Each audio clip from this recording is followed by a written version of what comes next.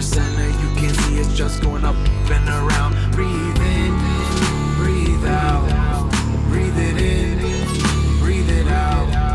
Feel the breath within the breath, take it in and take it down underground. Feel the rhythm slowing down to the speed of sound. Worry will not take away your trouble tomorrow, only take away your peace today.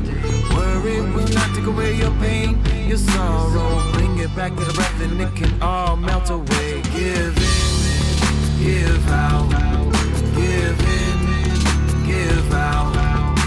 No longer looking outward for what lies inside. Don't need to ever cut or sever what can be untied. How in the world does it change? How in the world does it change? The answer always seems to be the same. The answer always seems to be the same. Don't hold your breath.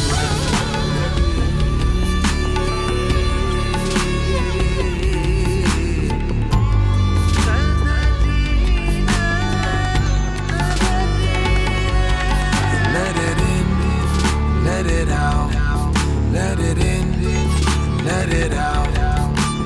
Less and less I'm thinking more and more, and for sure now more and more I'm thinking less and less, no stress. Bring it in, bring it out, bring it in, bring it out. It's so simple that it's easy not to see or believe, but you're exactly where you need to be, so just breathe.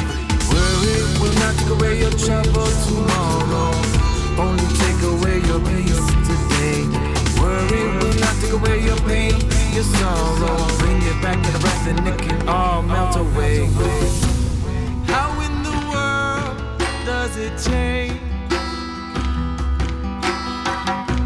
How in the world does it change? The answer always seems to be the same. The answer always seems to be the same. Don't hold your breath. Let it out. Let it in. Let it out. Don't hold your breath. I'm thinking more and more, and for sure now more and more I'm thinking less and less. Don't hold your breath. Let it out. Let it in. Let it out. Don't hold your breath. I'm thinking more and more, and for sure now more and more I'm thinking less and less. Don't hold your breath.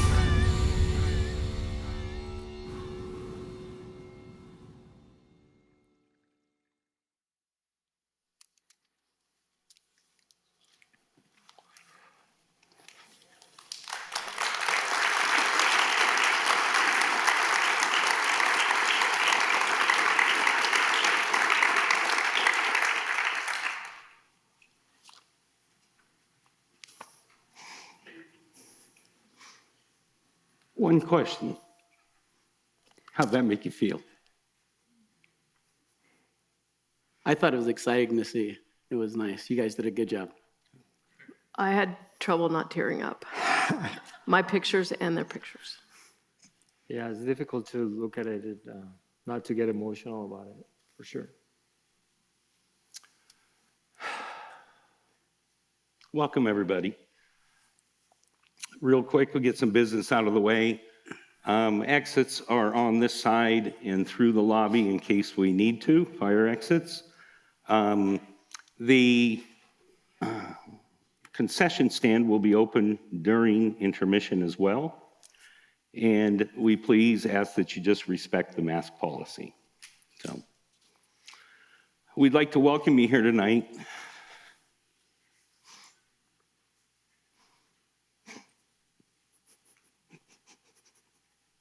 This is emotional to me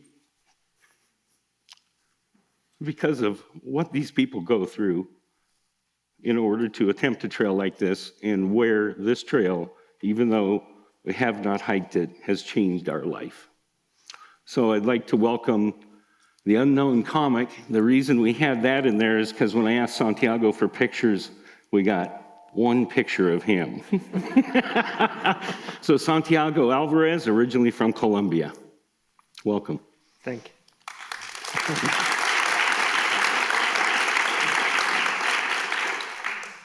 Tracy Lowry, otherwise known as Sleuth, who we will refer to her tonight. Couple things is she is a retired police officer for 30 years, and we would like to thank you for your service. Thank you. Thank you. AJ Frank, known as Dog Boy. Seattle Fire Department, 36 years, 9/11 responder with his cadaver dogs.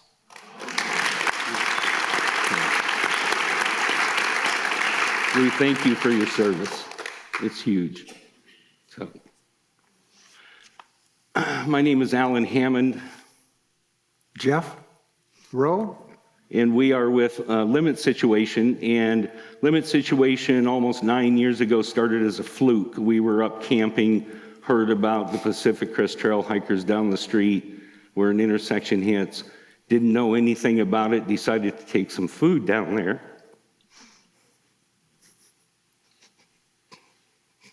And it changed our lives.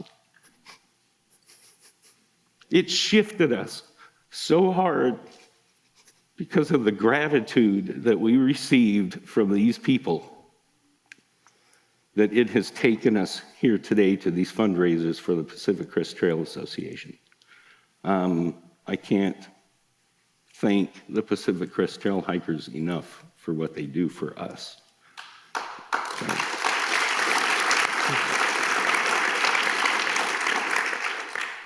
So tonight we have a show, and what was brought to our attention was the average age of a Pacific Crest Trail hiker is 30. Okay, there were 6,000 permits issued this year.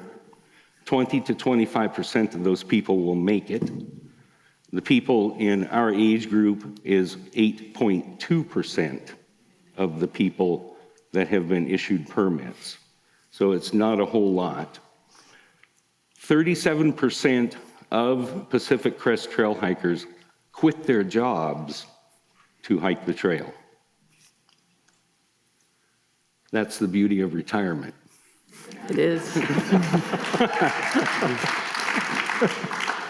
So the title of Not Bound by Time refers to the fact that everybody has a trail schedule to get from season to season, to get through the desert before it gets too hot, the Sierra when the snow melts, get through the Cascades before the snow comes. Not bound by time is referring to the fact that in the last few hundred miles, they don't have to start wondering, oh boy, I got to get a job. Oh man, I gave up my home. And like we talked about earlier, oh man, I sold my mom's car and she doesn't know, you know? So it brings, when we feed these hikers on the trail every June and July, they come in with a very different air about them, because that is not a weight on them. And that's the basis for tonight's show. So let's start out with the why. I mean, why in your experience? I mean, so Santiago, had you hiked the trail before? Had you? That's kind of an interesting question. I was told, make sure you understand the why. And to be honest with you, I kind of started and I didn't have exactly a why for it. What I knew is that the backpacking trips that I have done before have been terrific experiences. And I wanted to kind of start hiking north, and I said, I have from the very beginning, people start asking you in Southern California, oh, but are you going all the way to Canada? And it's like, I don't need that pressure. Like, I'm just going north. That's what I would tell people. I'm just going north as long as I have money in my pocket and I don't get bored.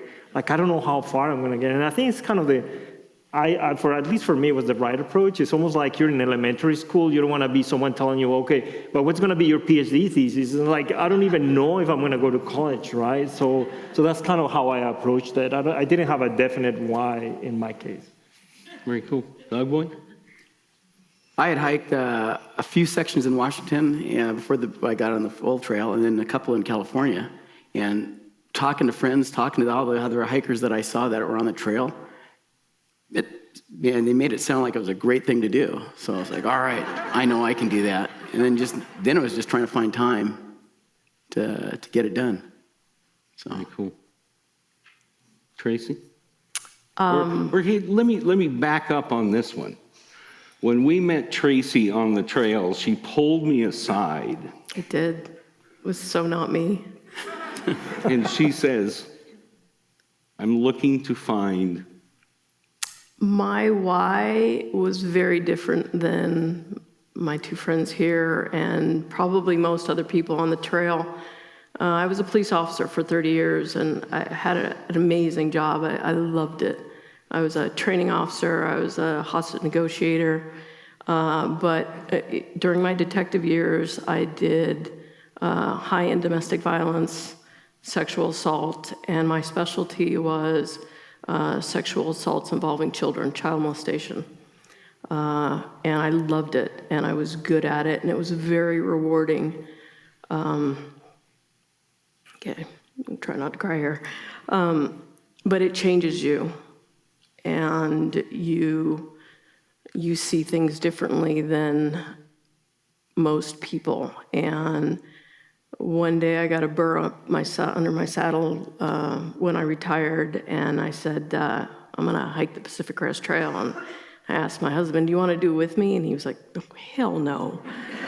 And I said, well, I'm gonna do it. And he encouraged me, and he said, I hope that you can find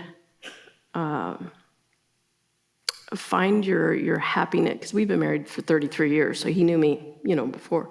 And when he retired, he became a different person, but I didn't become that different person. And so I was shedding my work life through the trail. And so I had a different experience than other people's. It was an amazing experience. I wouldn't change it even a little bit. And you have to understand, I broke my ankle on the second day. But I got exactly what I needed out of the trail. Very cool. Very cool. So we're not 20 years old. Explain the difference in reality to I've got my pack on and here I go. Okay. What give us the perspective of a day, a day in the beginning and a day 3 months from there. How does all that change? As you go.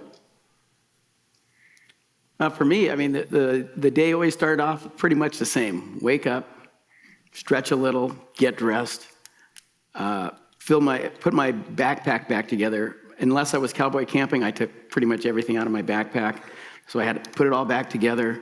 Why don't you explain to what cowboy camping? So like most people when they go camping, a lot of people when they go camping, they set their ground cloth down, they put their tent down, the fly goes over the top, and then you put your sleeping bag inside and all your gear. Cowboy camping is a quicker way to get up in the morning and go, faster, easier, and you put your ground cloth down, your pad, and your sleeping bag. And I probably did about 10 nights of that on the whole trail. 2 of those nights I woke up wet because it rained, and so then you gotta stop and adjust in the middle of the night. But again, my morning would be wake up, get my pack done, throw that outside, or put that outside, start boiling water for breakfast. As I was boiling water for breakfast, I was taking down my tent, and I'd get my tent down, breakfast would be in my belly, everything would be packed and ready to go, and then I'd hike. And that was my morning. In the beginning, it was just trying to get up, get going, get moving, get some miles in. Toward the end halfway through the trip, you're like, all right, like all the kids, 10 before 10. And I would do 10 before 10 for backing up, retired firefighters, 36 years in the Seattle fire, got to go to 9/11. The 1010 house is right next to World Trade Center.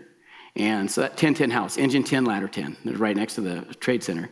And so I would do my 10 before 10 o'clock, 10 minutes, just for the guys that got lost in the building. And so that was my deal. So 10 before 10, take a break. That was the first break. Then go till lunch, eat lunch. And that was always an adventure. Go until you're done. Sometimes it was you had a spot to camp at. Sometimes it was a timing issue. You were going to stop at this time. Other times you just kept on going. And I think the latest I stopped was 11:30 at night. And so you just hike because I have nothing else to do. So to do 10 by 10, what time are you starting? It depends. 9? Yeah. And that's the cool thing about the summer in Southern California is the sun comes out at 4:30, 5, and so you can start then. Yeah, and I always got up early, so that helped. Cool. Santiago? So my routine was very different to some extent because I kind of set a couple of policies or goals for me. One of them is no alarm clocks. Like I've been doing alarm clocks. I'm not a morning person. I'm gonna hike this thing without setting my alarm clock a single day. Even when I had to wake up at 2 a.m. to climb Mount Whitney, I didn't set an alarm clock.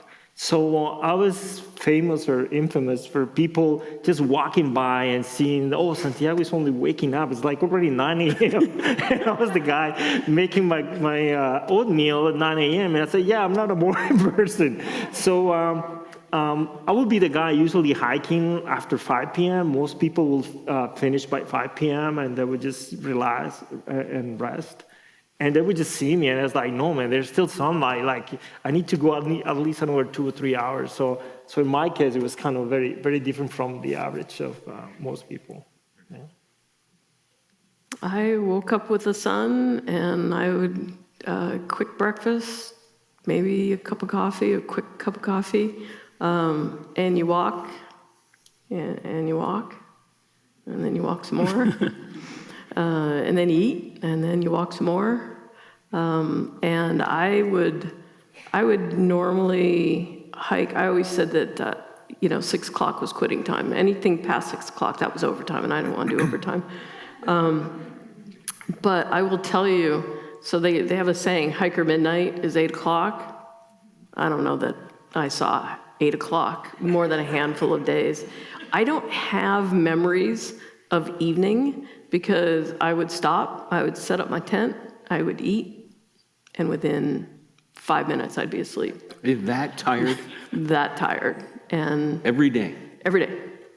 And so this year, because I'm planning on doing it again, hopefully I have a different experience, my goal is to see what happens during the evening time. Yeah. But sometimes you're even so tired, at least in my case, that would arrive, just pitch my tent, and I'm so tired. I know I'm super hungry, but I just want to rest. And I would just go without even having dinner in some cases. So it's interesting how your body reacts and adjusts and what demands at some point, yeah. What, I think you brought up a good point. So say you send your resupply, which you have all figured out, and you've got your things, and you get to your first resupply point and the place is burned down. And Because that happened. It's the end of the world. Okay, who was talking about that? So share about that, about how all that shifts and changes. And So I got lucky. The first resupply box, I sent mine to the post office. The post office didn't burn down, but other guys sent theirs to the grocery store about a quarter mile away from the post office, and that caught on fire. And so I was talking to other hikers, and they were saying they were just got into town, fire's going, and they're trying to get their resupply box out. In the beginning of the trail, or at least for me, I thought I had to have that resupply box. I mean, I read the book, I read books, I read magazines, I read all the blogs, and you had to do resupplies.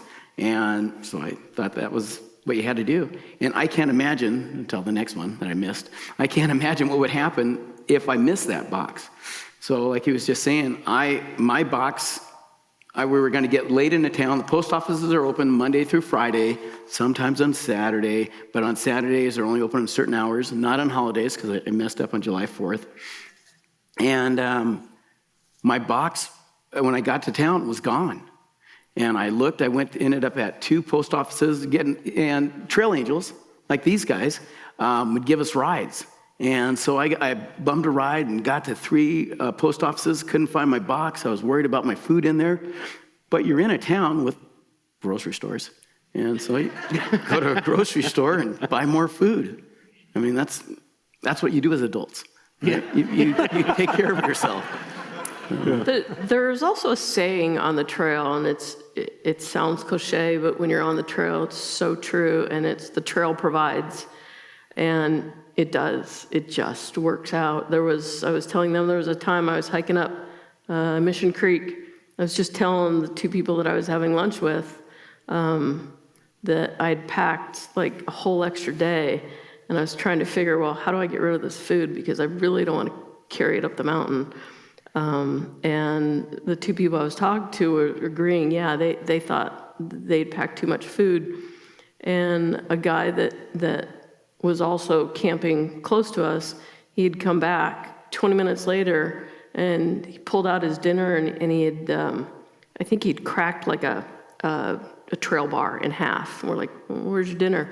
He's like, well, I really thought that this section was gonna take me, and I forget what it was, whether it was 3 days and it was gonna take him 5 days. And he said, so I'm gonna have like a day and a half where I don't have much food. And we're like, we got you covered. and it was funny because he was like, well, I can't take your food. And we were saying, we just discussed this. I don't want to carry this extra weight. And it's, that can happen once, okay?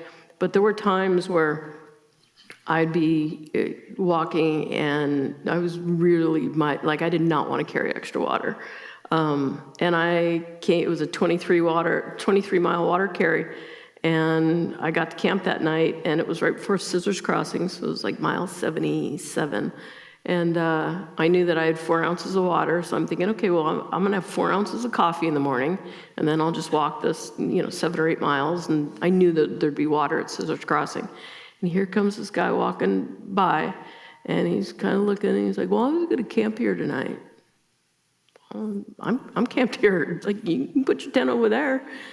He said, no, I guess I'll keep going. He says, you good? You got everything? And I said, oh, I'm good. I've got just enough money. I've got just enough water for coffee in the morning. He said, well, I've got extra water.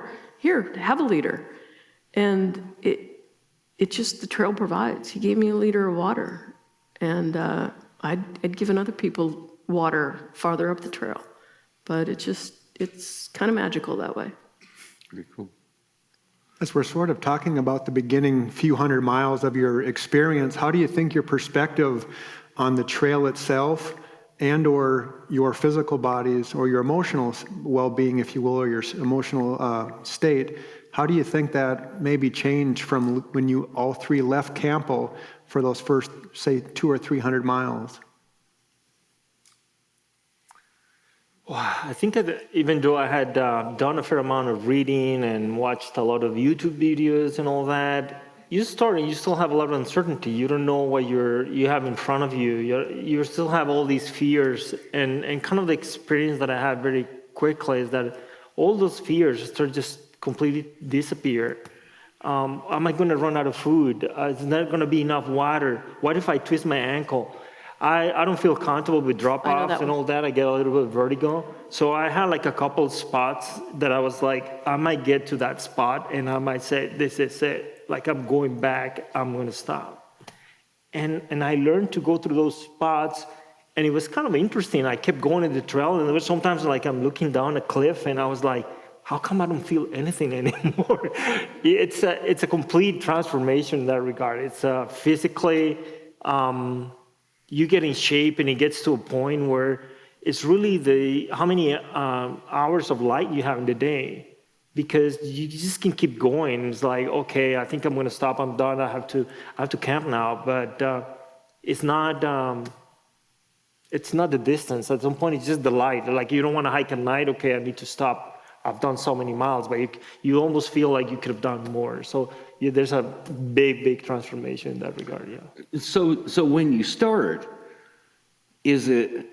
are you gung-ho or biting off more than you should be? We've heard, only go 5 to 8 or 10 miles, or did you just the gun go off and you do 20 miles your first night? I mean, Well, on mile 11, I was standing still looking at the pretty everything around me, and I fell over, and I heard a pop.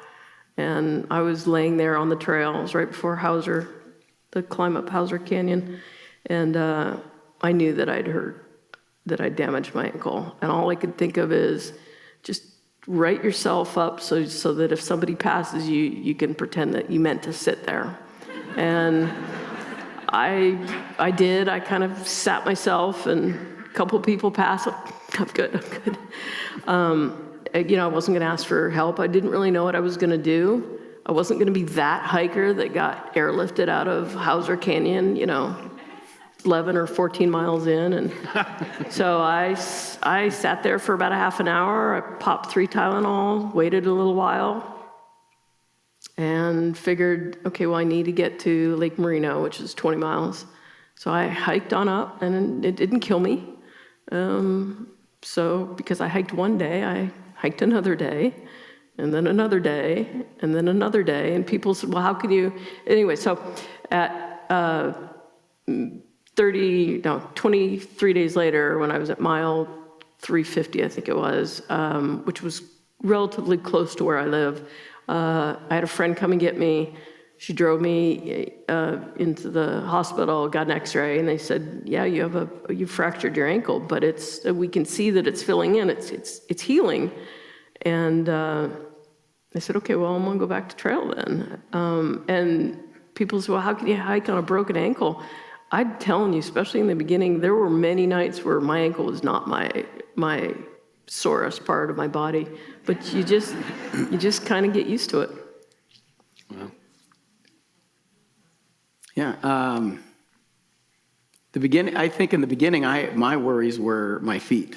I had a friend that started off with me, she ended up with blisters, going to the hospital. I was always worried about blisters, and then it was just the learning curve of how to take care of your body.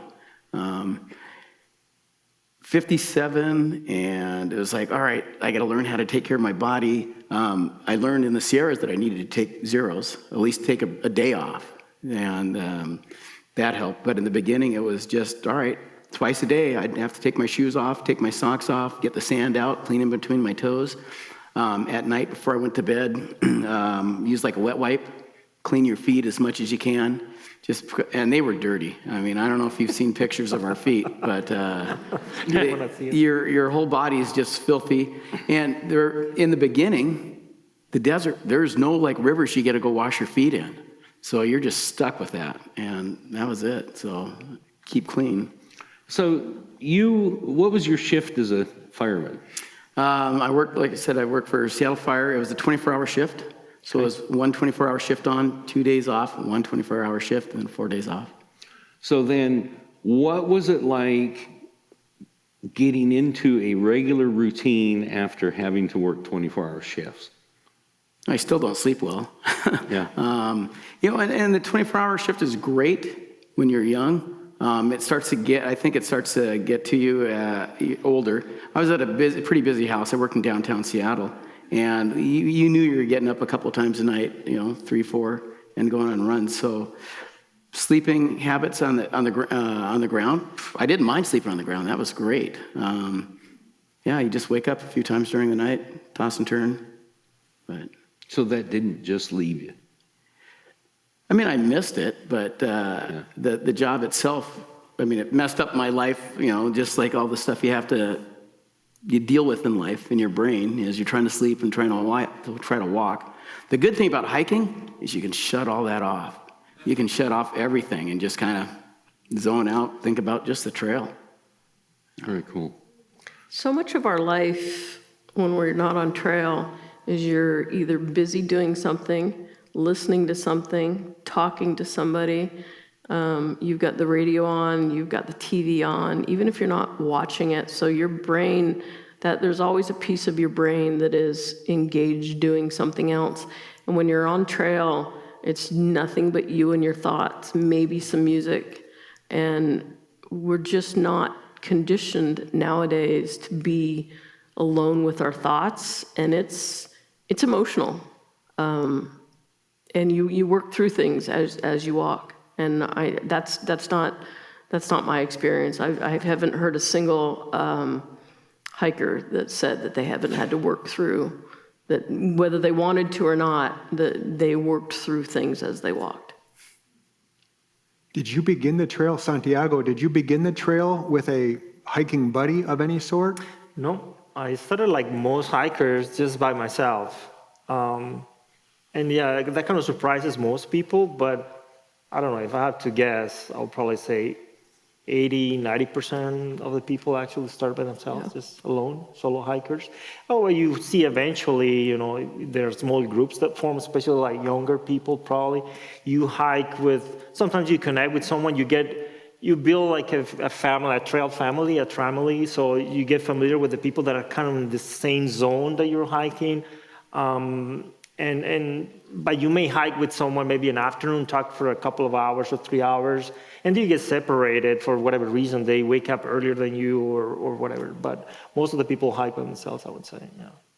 Because you brought up a good point. One of the things that we fought for a couple years was Darn Tough socks are the number one sock that hikers use on the trail.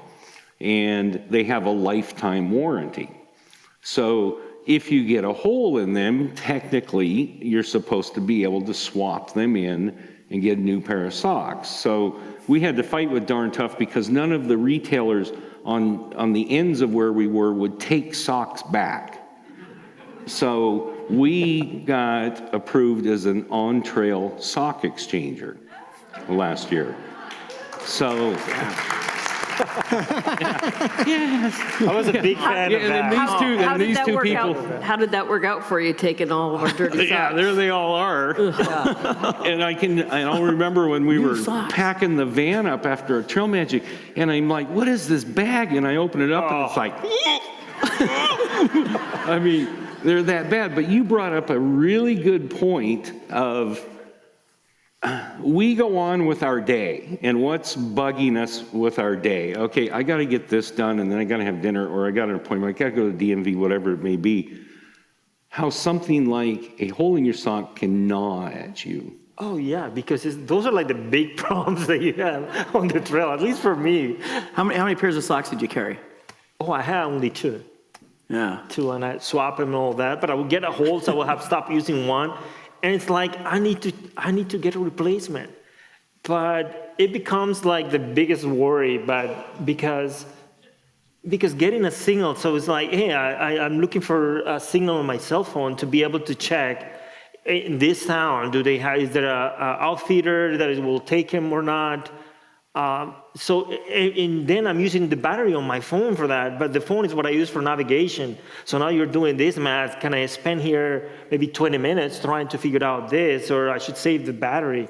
So it becomes a big nagging thing. For me, it was like, man, I don't want to have to worry about that stuff. So when they came up with the idea of bringing this up to the trail, I was like, you cannot imagine, you just took a big weight off my shoulders. I don't need to worry about this. And it's one of the biggest nagging thoughts that I had. I have to take care of my old socks. Yes, I mean, so how many of us here have woken up, in the last month and gone, oh my God, I got to go get a pair of socks today, Well, your feet, when you're walking, your socks. Those are your tools. And your feet, that's the engine for your car. If your feet don't work, you don't hike. Yeah.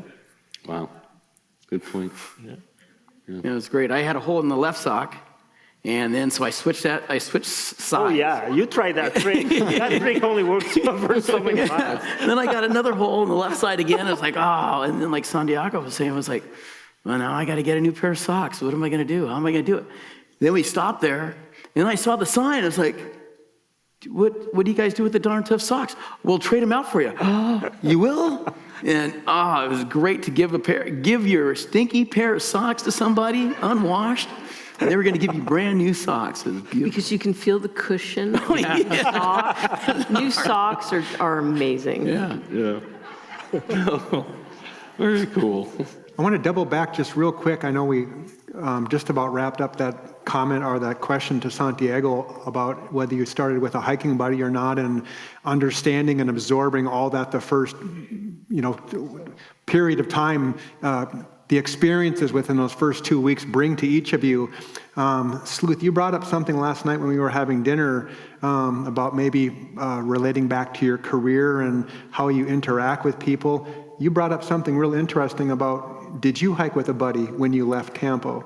I did not. I started by myself, and I did hike with two other gals for, when I say hike, I probably literally walked with somebody less than 5 hours of the whole 1,000 miles that I did. I always hiked by myself, but we would meet up occasionally and camp together. But, at that point I was, and it wasn't, people were super friendly. I could have joined a bunch of people, but I wasn't comfortable doing that. You saw out there, they had those, what are those, sheep? That everybody, signs. I came across your guys' wonderful Trail Magic, and I didn't sign, I didn't participate in things. I know that you're giving out little bags, and I wasn't comfortable taking a bag. I realized you guys were giving them out. And while I was shedding my career as I walked, I think a lot of that really came to me when I got off trail and not necessarily when I was on trail. So yes, I did meet some amazing people, and that I still text and talk to today. But I didn't have that camaraderie that a lot of the other hikers did, and that was me not accepting what was being offered. And that's when I'm here right now having this amazing experience because for some reason I talked to Alan, and I started crying, he started crying, and it just, I've now learned that you don't have to be on guard all the time, and my husband loves the difference. Very cool. PJ, you got anything? No. Not off the top of my head. Yeah, that's so up at, the Trail Magic, it's way, way, way more than food. We create a very safe place up there. And so it allows people, like Tracy, to come in and go, can we talk? And that's the stuff that rocks our world, because whatever troubles you bring are exactly what we need. And that's the beauty of the hikers. So we know when we work with people and feed people, we're in the 1,000+ mile. And so a large majority of who has started has already dropped out. And a large majority of self has been burned away. So we get the people that come in, and we've never experienced gratitude like that from people in our life. So I've heard that, 4 weeks, give it 4 weeks and your mind and your body settle in. Starts to settle in. Starts to settle. Talk about the shift. Did you guys notice a shift in yourself? Did you notice a shift during that, Dog Boy? And did your wife notice a shift when she would meet you at certain spots? Was that ever brought up, or was she just going, I like this new guy, It was, for me, it was great. My wife and I flew down to the border. We started the hike. She met me along the way. She met me a bunch of times in the Sierras as she was working remotely, and teaching remotely. So she got to see me there, and then she met me all the way up the trail. I'm sure I changed hopefully for the better. What was that? I don't know. I mean, I sometimes like to think that myself, that I stayed the same. I'm a hardworking guy, I do all these things. But I bet you I'm a little softer now. I enjoy, I mean, it was great to meet the people on the trail. I tell people I'd have probably been done a month faster if I didn't stop to talk to people, take pictures, or eat berries. But I mean, it was great. You know, people would come and you'd just get a social, you know, like you said, 5 minutes of time with somebody. You know, just chatting with them, eating a candy bar, and you're like, God, this is great. I learned everything I need to know about this person in 2 minutes. You know, as we ate a candy bar, you know. So, what has changed? I don't exactly know. I mean, I'm still working on making myself better. My wife and I were just talking about that last night. You know, what has changed? And So your brother came and met you at a couple different points and did the last section of the trail with you. So when he came on, how did he change at all through that? Or, I mean, was it hard to relate to someone who hasn't been through the shift? So how did the relationship with your brother? so I have a twin brother. He's 8 minutes older than I am. And we started the trail together, but he's a runner. He'll do marathons. You know, he does a bunch a year. And so it was fun to see how he would go slow. But and 26 miles, okay, we could do that. We ended up doing 30s in the from Washington or from Snoqualmie to Stevens. We did that in 3 days, and so that got us some time. But it was fun to see how he changed. I'm sure I changed also, spending time with my brother and bonding. But just being able to, you know, talk to your older brother, try to persuade him to do these things and, you know, get him to see my light was an adventure. Very, very cool. Santiago? Wow. So I don't know. It would be hard for me to kind of to say what in what sense I changed. There's a lot of changes that you kind of experience in your body, in your appetite, how well of a shape you are, how far you can go. But how you interact with people, you definitely see an evolution. This trail is I would say near impossible. Probably impossible is the wrong word, but it's near impossible to make without the help of other people.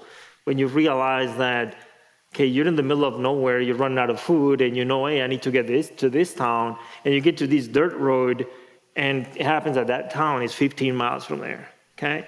15 miles, there's no way you can go to buy groceries and come back. That would be 30 miles, that would be a full day. So, okay, you need to hitch. Hitching is probably not what most people here are used to. Well, I was never used to doing that. And much to my surprise, the first time that I got to a road, I was like, okay, I was getting psychologically prepared for I need to hitch. This car stops, and this guy rolls the window and said, "Do you need a ride into town?" And I was like, "Oh, this was easy." It was actually a plumber, and we were like chatting and all that, having a great conversation. It was like, I don't know who this guy is. I don't know if this is safe or it's not safe.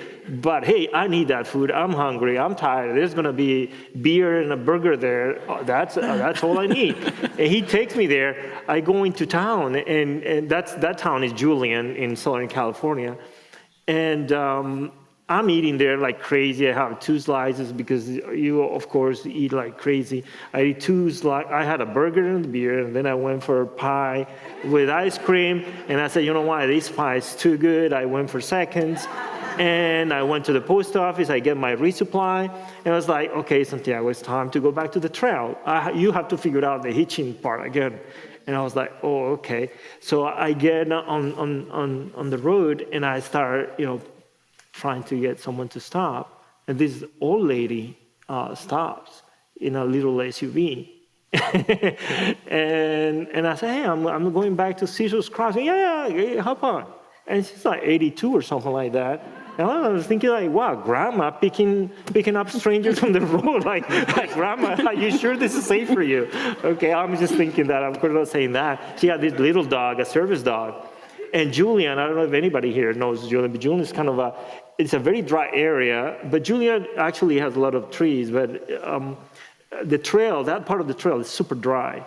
and you have to kind of go uphill to Julian. So I was coming down back to the desert from Julian, and it's a winding road, and Grandma is just going like, and I was like, oh, okay, I'm still getting a free ride. Hopefully it's fine. And I'm trying to strike a conversation with Grandma, and I was like, oh, okay, and what do you have the service dog? And she said, well, my hearing is not that good. I don't have good depth perception. And she realizes, like, maybe I shouldn't be saying that while I'm driving. I was like, no, that's fine. But I'm like, and I could tell stories like that all day. But let me just summarize it this way. I was doing like a collage of pictures of my friends. It's like, hey, we want to know more about it. So we had a breakfast, and I'm like doing a collage of pictures. And initially, as you probably saw here, it said, hey, what are the pictures of Santiago? Santiago just sent landscapes. Most of my pictures are just landscapes. And but I took pictures of people and picked a few pictures of myself. But when I was trying to do that for my friends, I was like, no, I need to put, because every time I'll have like a trail angel, someone will give me a ride, I would take a picture with them. I said, do you mind? I mean, I was they're risking potentially their life or their safety for picking me up. Sometimes I felt bad of asking for a selfie, but they went along with it, and I took selfies, and I felt like for really telling my friends about this story, like I need to put the faces, because for me, to a big extent, that's the highlight. Hiking, the physical part, is surprisingly easier than what people think, and when you get at the end, the most important that you get, the most rewarding to some extent, is all those interactions with a bunch of strangers that they help you for no other good reason that, hey, they can help you. Yeah. How about you, Tracy? Did you notice a shift in your guard? Very much so. I also, we have 5 grown kids, and my daughters said when they were looking at the pictures taken of me on trail, your smile is different. Your smile is more relaxed. Nice. I don't know that I really felt it when I was on trail, other than I could feel change. I didn't know what that change was. When people ask me what the trail is, what it will do, and I tell people that it's like in Harry Potter, the room of requirements, that the trail knows what you need out of it, and whether you realize it while you're on trail or afterwards, it changes. It does change you. So obviously your spouses, I mean you especially, the reason I wanted to talk to Sleuth was because she said, my husband told me I needed to go work on myself. That's right, I did tell you that. And that's a beautiful situation to be in when a spouse says, go take care of yourself. So after the trail, it's just like, I want to know what happened. It was like reading the page of the book.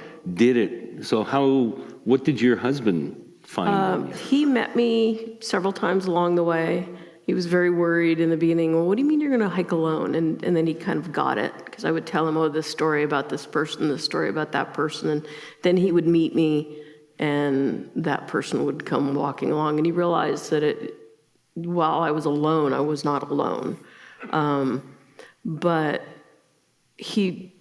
as people would walk by, I'd be like, hey, fast food, hey, Captain Obvious, how you doing?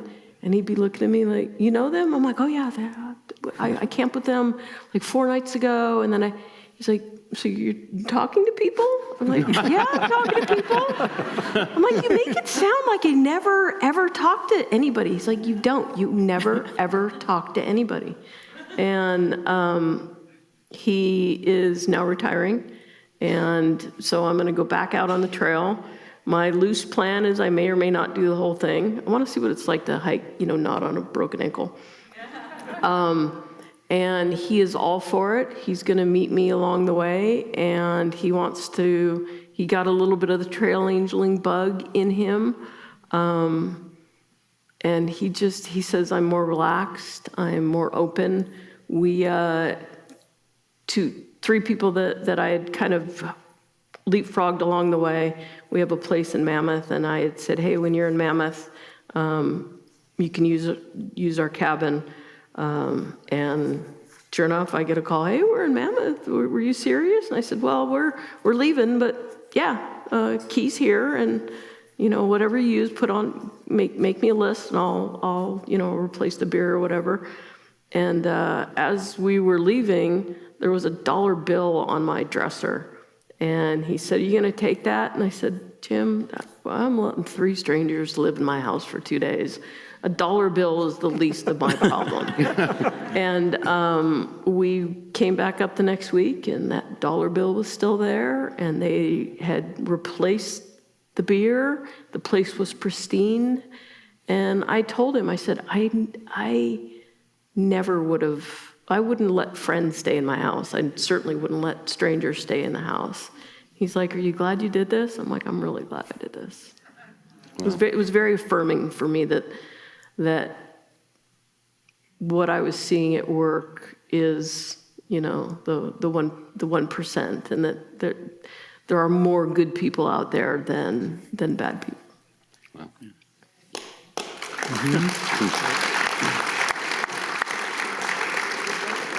Which is why you and I had that cry in the middle of nowhere in the forest.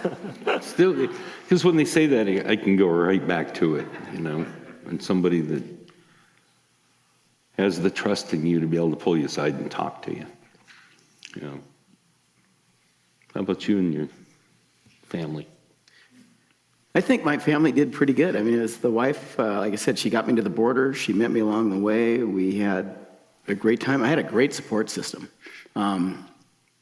So inReach, you guys know what inReaches are?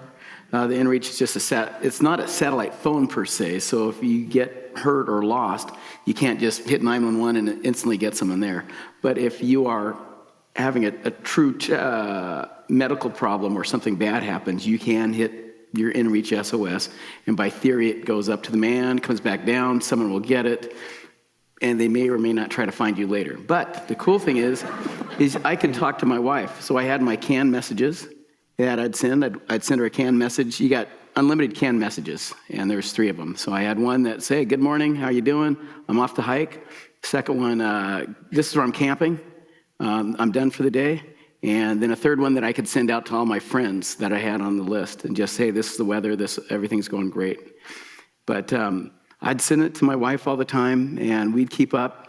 And in the beginning, my plan was only to do, I think the minimum service is like 14 a month. And I was like, I won't do more than 14 a month. I'm going to hike by myself. I got this dialed in. And then I found out that I want to talk to her. She wants to talk to me.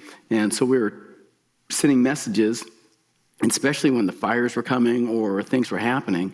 One evening I was hiking, and she's like, you're off the trail. What do you mean I'm off the trail? How do you know I'm off the trail? Well, it says that you're off the trail. The GPS says you're off. I got to be on the trail. I'm looking at my phone. I'm looking at my Garmin. I'm looking at all my stuff. And I thought I was safe. She thinks I'm off the trail and lost. And it's like, I'm just stopping here. I'll figure it out in the morning. Because it was dark. I was hiking another night. And so I stopped. And then, it's like the next morning, it's like, oh, okay. I figured out where I'm at. I'm good. And for her, I'm sure it gave her the peace of mind knowing that, she doesn't get to start spending my money yet. But for her, I'm sure it's nice to know that where I'm at, and she can follow me, and not, if I get lost, then she kind of knows my last known location. Family support, I think family support mine was great. I think you need it. To what extent, that depends on everybody in the game. But it was great to see my wife after a while. My wife and little dog would show up at some of the trailheads. And it was great. So, I also had an inReach, and we had I think it's called the Expedition Plan. And at night, my 10, I would be texting, okay, I saw 2 snakes today, and I did this, and I did that. Well, unbeknownst to me, my husband would write exactly what I wrote on our calendar at home. So when I got back home, I had exactly what I had shared with him. Oh, that's cool. And he said that was his favorite part of the trail, just And when we say texting, it's not as easy as texting. You send it, and then you hold it, and you try and then you wait for that beep. No, not yet, not Looking yet, for not that yet, satellite. not yet, not yet, not yet. And then like 2 or 3 minutes, then you finally sends, and then he'll send it. So it's like every text back and forth would take maybe 15 minutes. And as I said, I went to sleep I fell asleep mid-conversation several times. But having that connection back home was just super important to me. Yeah. I think for families, it can be tough, and for your couple to, first of all, to kind of understand why you want to do something like that. And, but I think I don't know, at the end of the day, they're going to be there for you. But I recognize that it can be for your family, not only why you want to do it, but are you safe? Where are you exactly? And how come you haven't sent a message in a couple of days? And sometimes, hey, I'm running super low on battery, I cannot send it and all that. So families play a big role at the end of the day. Yeah. Very cool.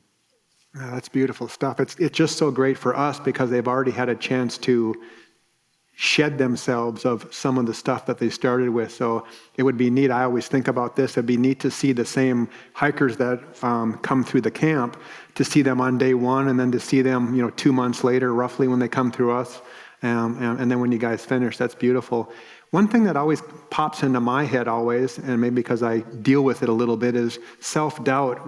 Could you guys bring us into your moment where maybe a self-doubt or a fear jumped out and you said, maybe thought something that, I'm done, I'm not going to go on any further? But for me, I knew about Forester Pass. Forester Pass is the first pass in the Sierras. For those of you who are not familiar with it, it's actually the highest pass that you're going to cross in the entire trail. And you have to do these switchbacks. It's a very sharp cliff.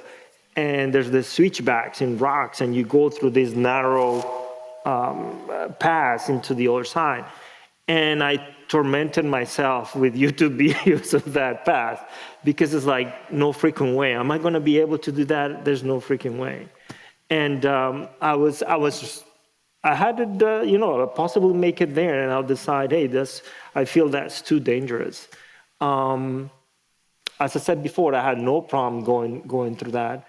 And you see the evolution over time, and kind of what I discovered, and for me was the biggest personal takeaway of the trail, is that you hit all these obstacles, and in real life, we're full of choices. I'm going to go to this restaurant. Well, the restaurant is closed, or there's, I don't know, there's too much traffic in this road. Okay, let's maybe take this other road. Let's go somewhere else. Let's go to the supermarket. We are full of choices.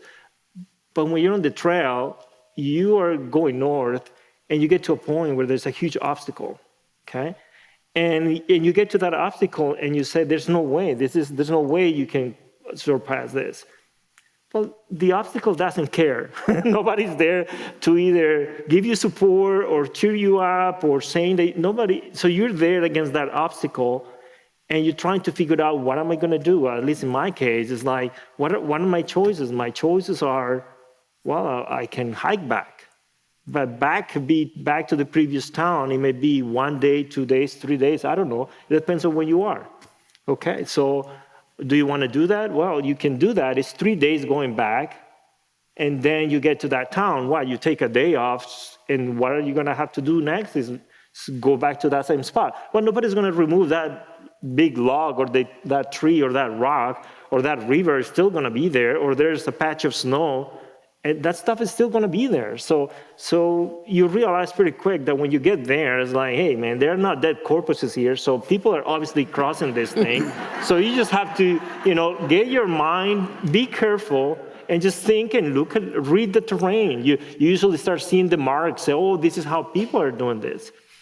And at the beginning, you may spend that experience, at least for me, could have been like a minute or a couple of minutes trying to figure out how am I going to pass this, just to come up with a plan. And over time, it kind of becomes second nature. You get to these obstacles, and it becomes a matter of seconds, and you're not second-guessing yourself. You're not doubting, can I make it or not make it? You just go there, and it's like, it's not whether you're going to pass it, it's how you're going to pass it.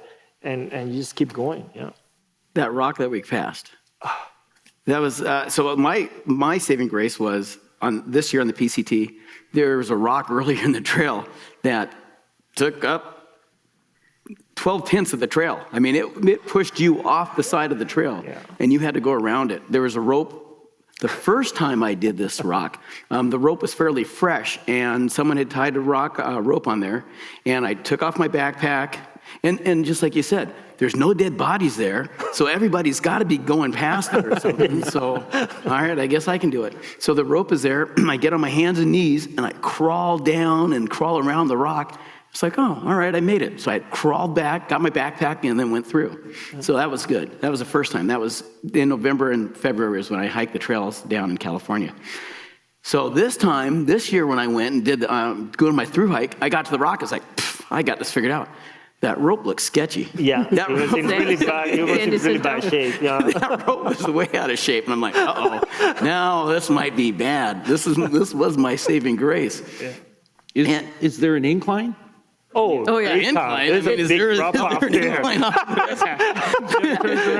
You're hanging from that stuff. There's no going above it, there's no going below it. It's either you go through it or you head Turn back around. the way you came. In the beginning, there's signs, as you get to the last trailhead before that, there's signs, because the Pacific Crest Trail is set up for equestrians and humans. And there's a sign for the equestrian riders, hey, there's a rock here, you got to go around. So for the humans, yeah, we're going through. So yeah, there's a sign, there's stuff. And like you said, you drop off, you fall forever. And but like you said, the first couple of those you go through, you're, hang on for a second, I got to think about it. We met some gal there that was crying, and we helped her around, and okay, everything's good. But then after a while, you're like, oh, look at the footsteps. Go that way. Yeah. You know, I mean, if you see a tree, a rock, a log, and you see 1,000 footprints that went that way and only 2 that go this way, go that way. It's not that you get careless or anything, or you underestimate the risk. It's just you become second nature. Okay, just think about it and just be very careful. You learn how to use your trekking poles and all that, and you overcome those obstacles. So you realize that there's a risk. But I remember when I did some of my first hikes, backpacking trips with another friend, I had that situation also where there's a lot of cliffs. And I suffered big time. At some point I was crying, like, why am I here and all that? This is before the PCT. And my friend would say, like, but why are you freaking out? And I said, dude, if I fall here, I'm gonna die. But he will tell me, yeah, but why are you gonna fall? And I was like, but what if I fall? And I say, yes, but why? And I came to realize that on the PCT, it's like, yeah, I can fall and I can probably get hurt really bad, but why are you gonna fall? Like, just be careful, just think carefully, just go as slow as you need to, and any obstacle you would overcome it, yeah. It is the simplicity of the trail, because as he said, well, there's no pile of dead bodies. I mean, you thought, I thought the same thing, like, okay, well, the trail goes this way and there's nobody dead here, so there's clearly 50 people before me today did it and 50 people after. Yeah. They could do it, I can do it. Mm-hmm. Okay, so let's talk about the reality of you're walking with a broken ankle. The reality of it, because I had no idea when you came in at mile 1,000 that you were on a broken ankle. At what point, so you wake up and you go, I'm going to do the PCT, it's 2,600 miles, I'm going to do it, and this is where we go. How do you get through the having to deal with stuff like that? You know, it happens so early on, and as I said, the only reason I hiked the second day is because I hiked the first day and the third day and fourth and fifth. It had healing, but it was very loose, and I would continually turn it, and I could feel it loosening. And the reality of it was, I'm not 20 anymore, and what permanent damage am I going to be doing? Am I still going to be able to snow ski? Am I still going to be able to do the things that I like to do?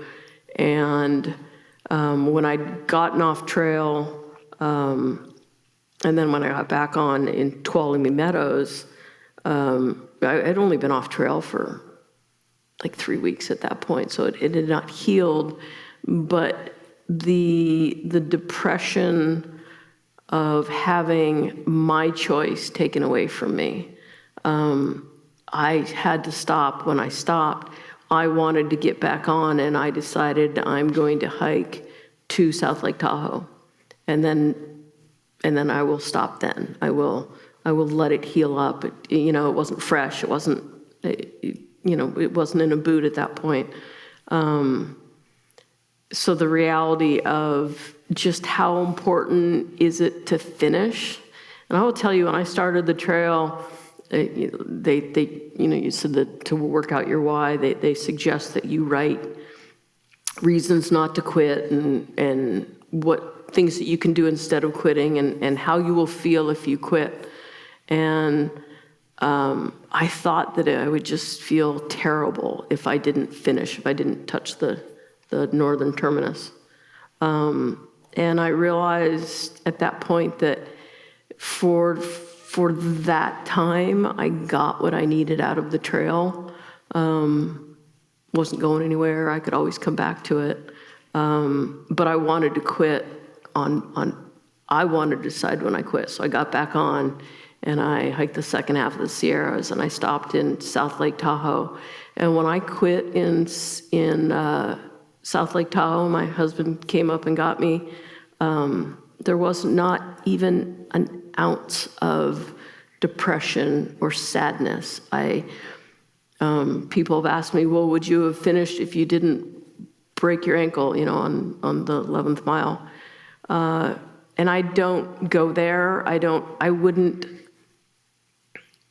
certainly didn't have the trek that I thought I would have, but I had the trek that I needed, and I wouldn't change a thing. I literally would not go back and not break an ankle. I do want to go back and see what hiking not on a broken ankle will be, but I wouldn't change a single thing.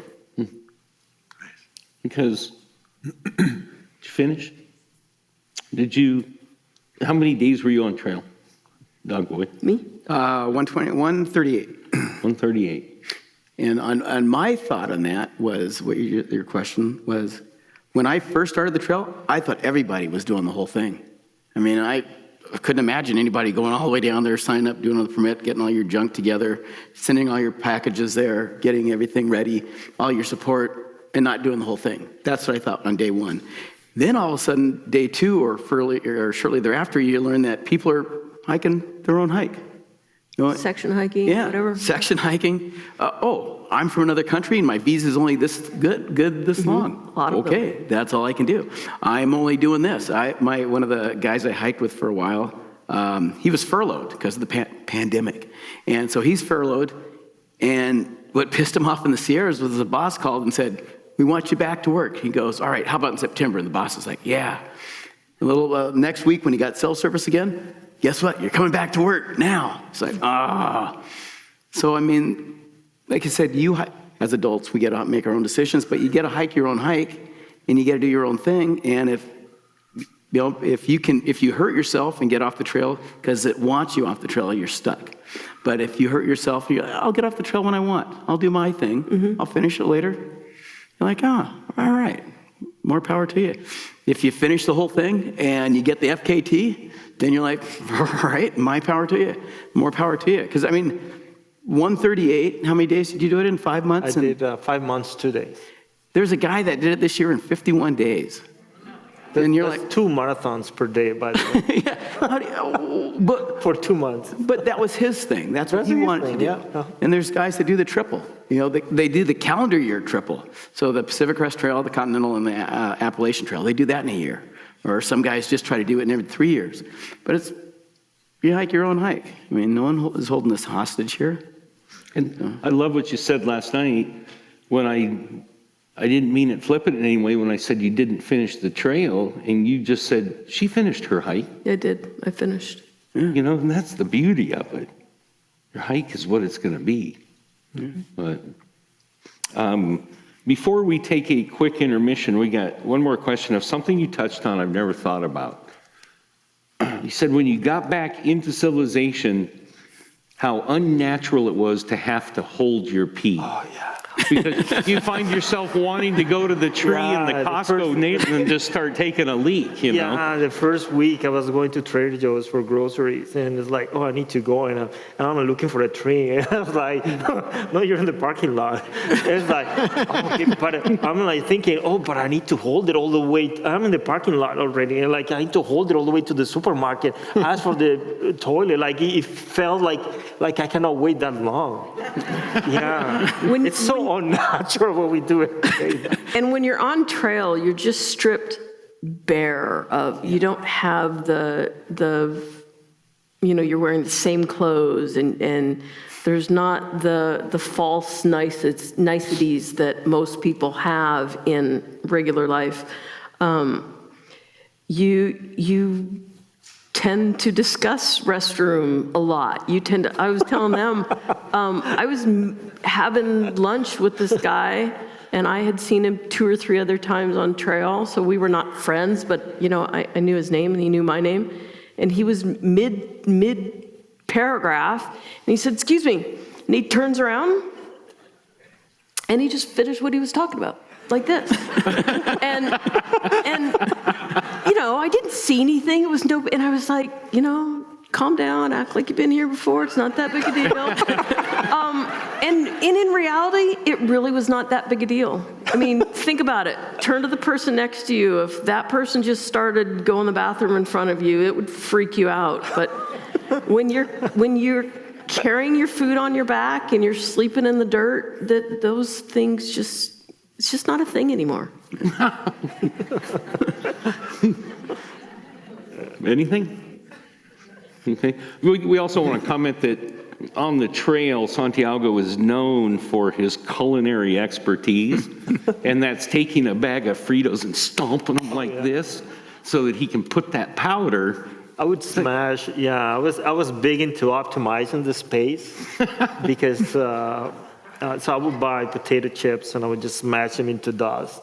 Everything that could be smashed, corn chips, potato chips, pork rinds, graham crackers, all kinds of cookies, everything that could be smashed, like chocolate chip cookies, not good because once you smash them, they all get messy, right? But everything that would turn into a dust. And I would use it to snack or also to enhance my meals, right? Because you need a lot of calories. And I like to have dry freeze meals, right? Because they have good taste and all that, but it's a small serving, right? So I always like peanut butter, put extra peanut butter, put extra potato chips, right? So all these powders will help me just raise the volume. You can put more water. Oh, and I will have my famous bag of spices. At some point, I was afraid that I was gonna get that trail name, Spice Man or something like that, because I had like an assortment of 20 spices. I have anise seeds. I had all kinds of stuff because I don't like my food bland. So I like to spice it a little bit. And that will help me also raise the calories, and because I'm diluting the original recipe, just put extra spices and put all this, whatever it was. Yeah, or if it was my oatmeal, I would put all these cookies that I would smash, I would just put in my oatmeal. It was delicious. He opened a restaurant for about 6 months and it didn't go anywhere. Santiago smashed dinners. Yeah. We are going to take a quick intermission. Concessionaire will be open 15 minutes or so, but we would like to open up the second half to questions and answers. So we're going to put a bunch of cards up here with pencils, and please, question away, man. They've got answers for everything. And before you guys take off for intermission, Sleuth just basically hinted upon that she didn't sign our sheep when she was at the Trail Magic, and I think Santiago and Dog Boy, you both signed. Oh yeah, I did. There's a couple of sheep out there, and there were how many sheep at one time before they became deflated? The hikers, when they come to camp, when they walk into camp, it's such a special moment. Again, being at roughly mile 1100, they come walking up a big hill. Some of the hikers know that we're there with social media now, and some are taken aback that what is this oasis that I'm about ready to walk into? And after we get to enjoy their presence and vice versa, one of the requests that we have of them when they leave is that they sign the sheep upon leaving, and they put down their trail names. And how did you get your trail name, Dog Boy? I was lucky enough to take my dog to work every day. So for the last 25 years of my career, I took a dog to work. Like they were saying earlier, I got to take a dog to New York, Katrina, Ernesto, Oso, the mudslide, and a bunch of things in Washington. I got to go to Hawaii too with the dog. And so at work, they just called me Dog Boy. And so at being an adult on the trail, most people get their name when they get to the trail, and it's because of what they do, like spices, or Spice Man or whatever. But for me, it was like, nah, I like Dog Boy. I'm going to stick with that. And so that's, yeah. Sleuth, real quick, how'd you get your name? I was named by Yogi up in South Kennedy Meadows, and I did some sleuthing for her. And that's all I'm going to say on that. So when you guys go out for intermission, if you're interested, please take a look at the sheep that are out there. There's some neat little sayings and some really interesting trail names that the signees wrote behind their comment. And on the walls are the Journal. the journals. We've got a few pages we tore out, blew up, because people just say some really cool stuff. So thank you. We will be back. Give us some good questions. And open to questions. Forward to the question. Give us some good questions. Okay. All right. Good job, guys.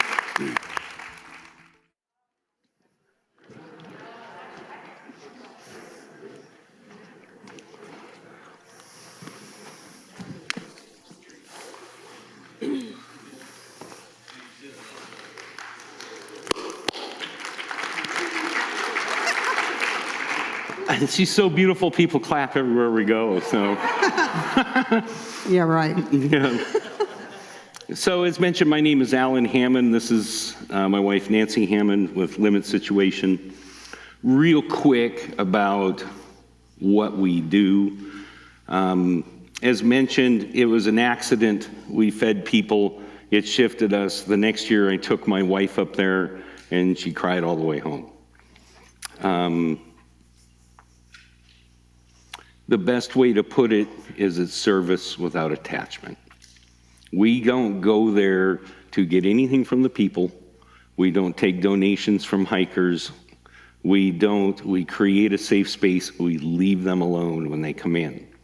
And that allows them to then come to us and talk if they want to talk. There's a lot of PTSD out there. So we just let people approach as they want to, but we feed, and we feed for a month. Sometime through, it all depends on weather, mid-June to mid-July. We go up for 4 days at a time. We have 12 volunteers, and we go up for 4 days, come back, take a break for a day, go to work, and then we resupply with 2 van loads of food and go back up, feeding an average of 350 to 500 a year, depending on the traffic that comes through. So It's time to start making pizza dough. yeah, that's March. Nancy starts making pizza dough.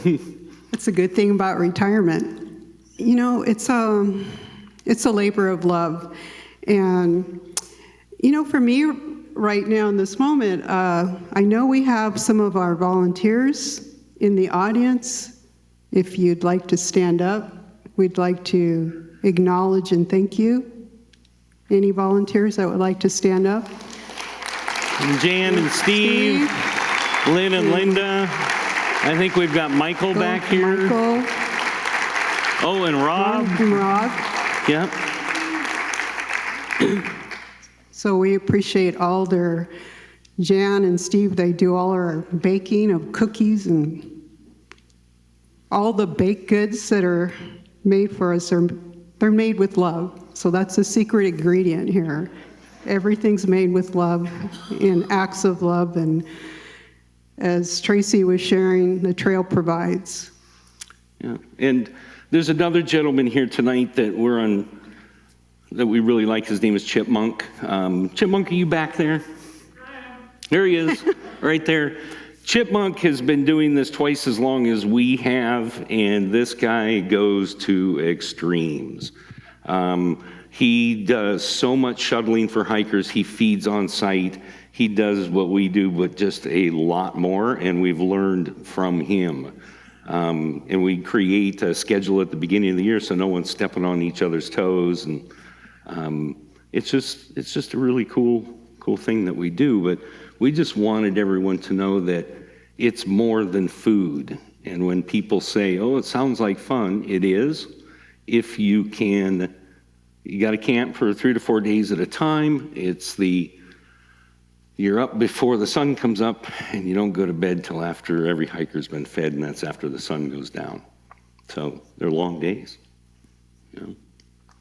Yeah. But, This past year, we got to experience earthquakes, hail, and fire.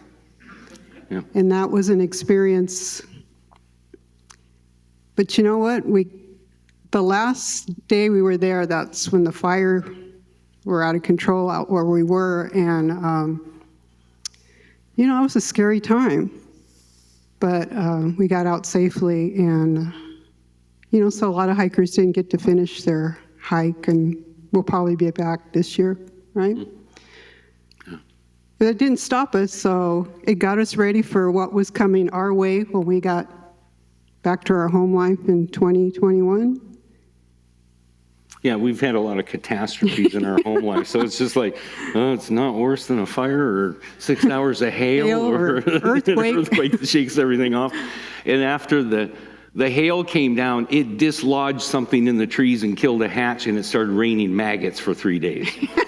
To the point where we're rolling out dough going, protein or not, But the chairs would be full of worms, and it's just something. Yeah. The trail provides. Yeah. So we started just feeding. We never intended to take it anywhere. It turned into a 501c3 nonprofit because people started helping us with donations. We then figured, why we should be giving back to the Pacific Crest Trail in some other way, and that's what these fundraisers are for the PCTA, the association. So we appreciate you coming, very much so. Yeah. Anything to finish with? We're so grateful for everybody that came today. We are so grateful to our hikers that were willing to share their story with you. And what I heard last night, which is what I love to hear, is how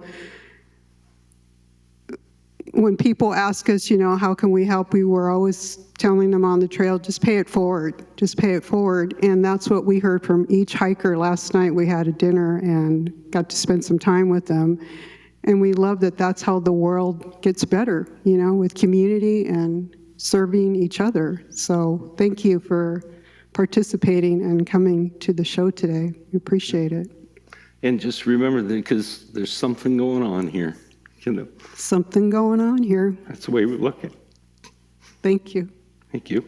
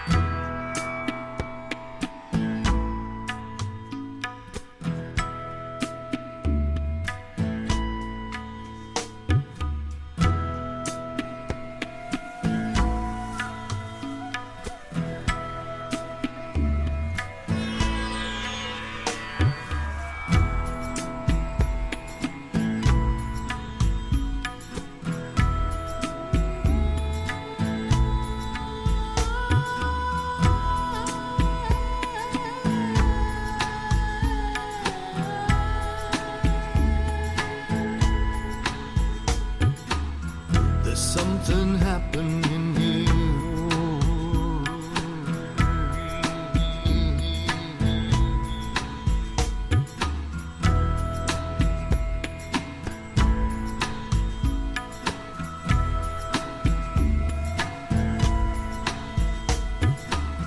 There's something happening here.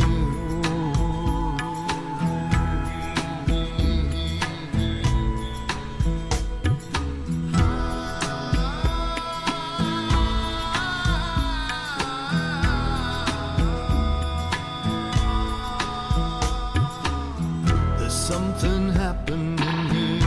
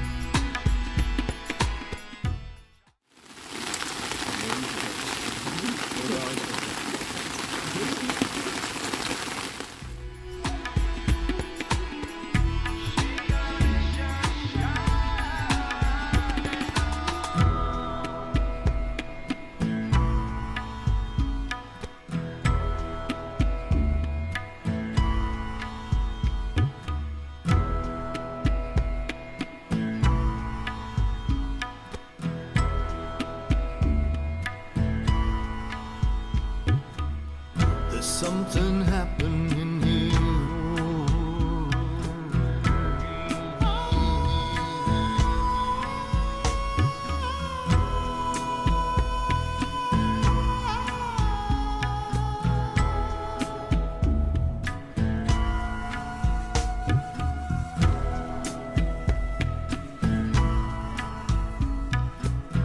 Young people speaking their minds are getting so much resistance from behind.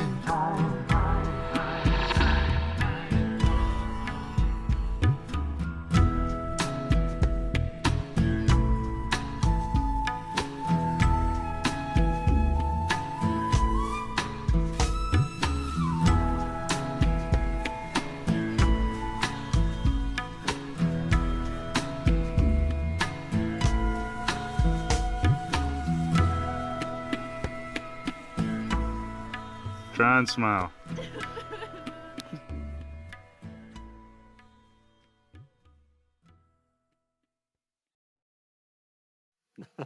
Here we go. That was tough to watch. Yeah. How'd that make you feel?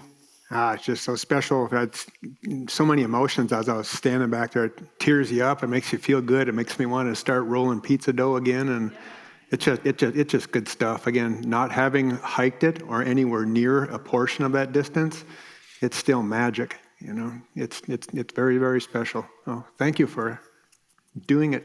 It's good stuff. Thank you. Thank you, guys. Yeah, You're the thanks for ones help. doing the magic. Well, just thanks for bringing the magic to us. You know, that's the beauty of it. So obviously by the pictures up there, we have quite a few questions about fire. How did the fires affect your hike? For me, I had to skip I missed the stuff in California. Well, I didn't miss the stuff in California. The frogs, I skipped the frogs in California. I skipped, they had a fire so you can do road walks to get around them. I did that in California.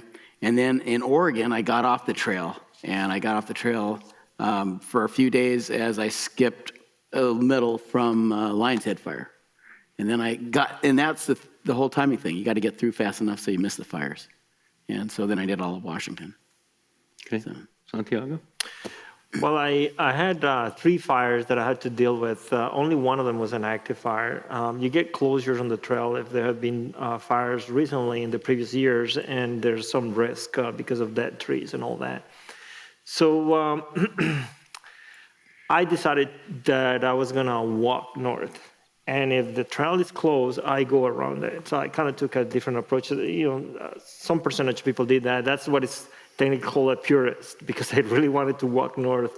So I went around the first, and those actually, when I had to take the detour and walk around on roads, first thing you need to realize, it's not fun to walk on pavement. That, especially in the summer, that's not fun, and it's not fun with traffic. Suddenly, the beauty in some of those roads is not as beautiful as when you're hiking in the middle of nowhere. But I found those 3 detours that I had to take actually very, very nice experiences. You go through these very remote towns, and I remember, for instance, in one of the towns, there's just one bar in this town. Let me see if I can remember the name of the town. It's 3 Corners or 3 something, like a very tiny town in Southern California. I forget the name. I think it's 3 Corners or something like that. There's only one bar. And I'm like, oh man, I'm gonna walk to that bar and ask for a beer. And I went inside, and like people inside the bar looked nothing like me. This is like in the middle of nowhere. They're like farmers and all that. And I get that beer and I'm having my moment there.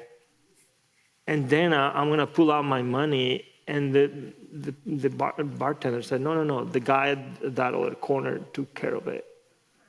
And that's when you're on the trail, that stuff is very special. So that for me was a very good experience, or a very unique experience that I had in one of the detours. On the second one that I had, there was actually an ostrich farm. Yeah. And you can camp there. And that ended up being super interesting, talking to the owners, learning about ostriches. You probably didn't know that apparently you can sell an egg for $50, and bodybuilders apparently like those eggs. I didn't know that. And also some of the bakeries, because apparently it has a high content of, I don't know if it's the white on the yolk or what, but some of the bakeries want to get those eggs. So I learned about that in the tour. And the third one, which is actually, it was a combination. It was a old fire, and there was an active one next to it. So it was in Oregon, and it was like 120 miles that was closed. And I said, so I was like, how am I gonna do this? It's like, oh yeah, you can take a detour, but you have to cross like the center of Oregon, and like you gotta be crazy, like nobody's doing it. And like, oh, is this the spot when I'm gonna break my steps? Like, no, I'm walking from Mexico. So I found out in one of my stops on Facebook that there are other people that have done it. So it's kind of one of those situations that I say, hey man, someone has done this thing, I'm gonna do it.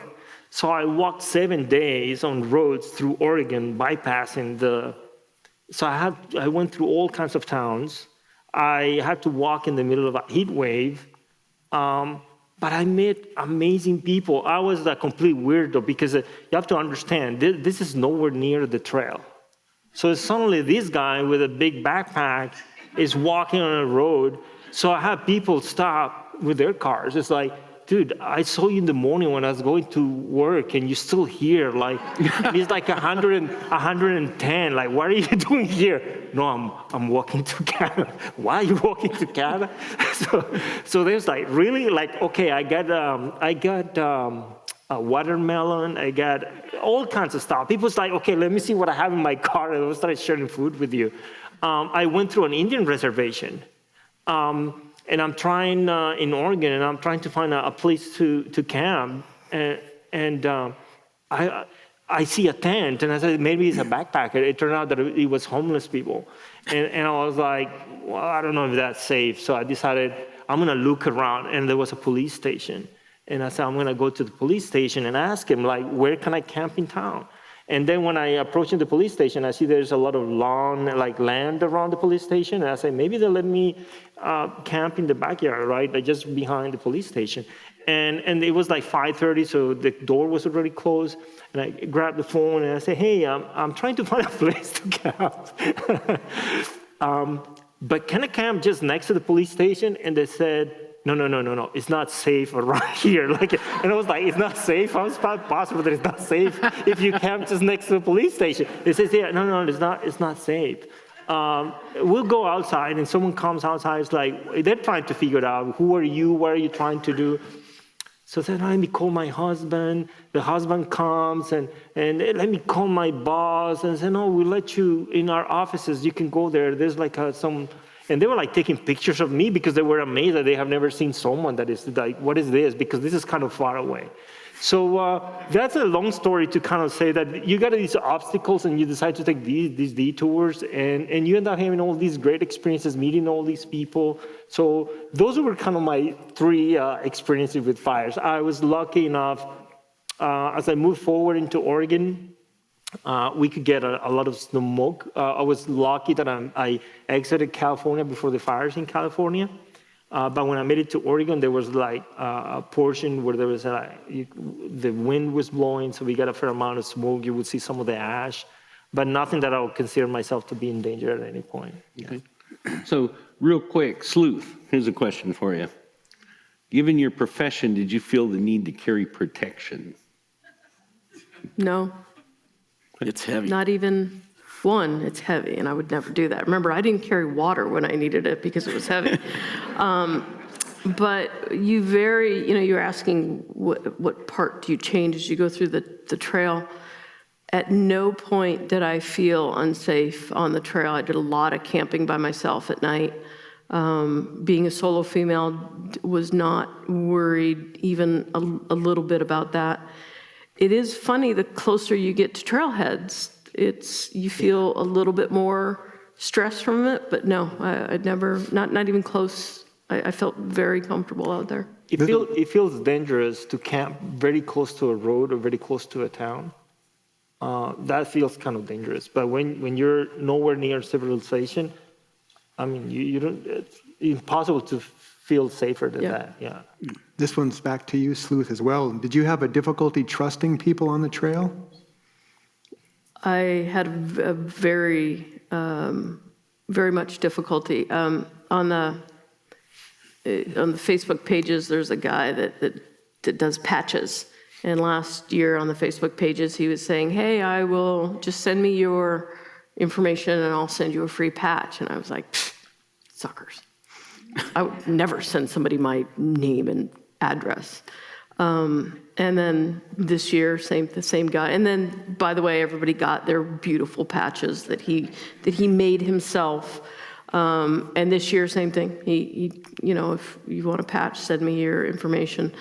And so I did, and I got my patch. And then I sent him a message and said, last year, you offered this, and I was thinking I would never do this, and I missed out. And he messaged me back, and he said, thank you for telling me that. I still have the template. Template.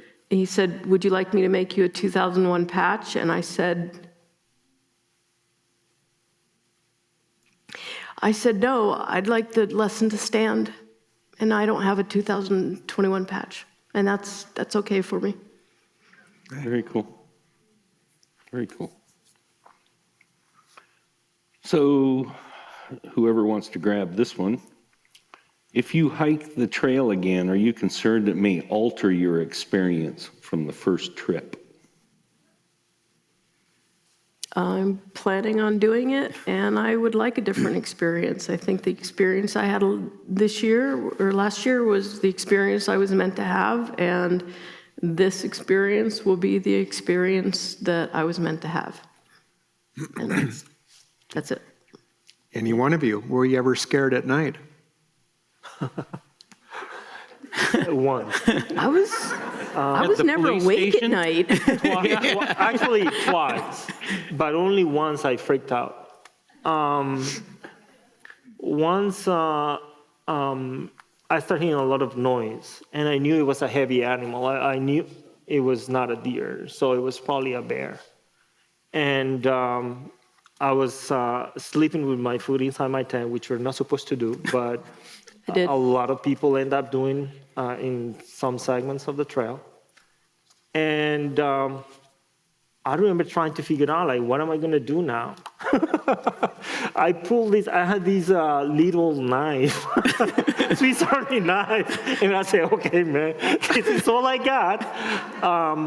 And I was super quiet and eventually went away. But there was another occasion where I think Northern California, I forgot the name of the town, and I started hearing animal noises, and I couldn't really figure out what kind of animal it was, and I also had the food inside. So I said, I wouldn't say it wasn't a panic attack or anything, but I was like, my technique was like, I'm gonna scream at the top of my lungs and scare this animal. So I think if anybody was like a couple of miles around, they'll probably hear me because I just screamed the top of my lungs to kind of scare that animal away. How about you, dog boy? You ever scared at night? I had some very windy nights where the tent, these guys have I have a freestanding tent, so I have the poles that are there and I have my guide wires. In the beginning of the trip, I didn't set up all my guide wires. And so it got windy and I woke up as the tent was banging me on the head. Is this before or after you were rained on because you weren't sleeping in it?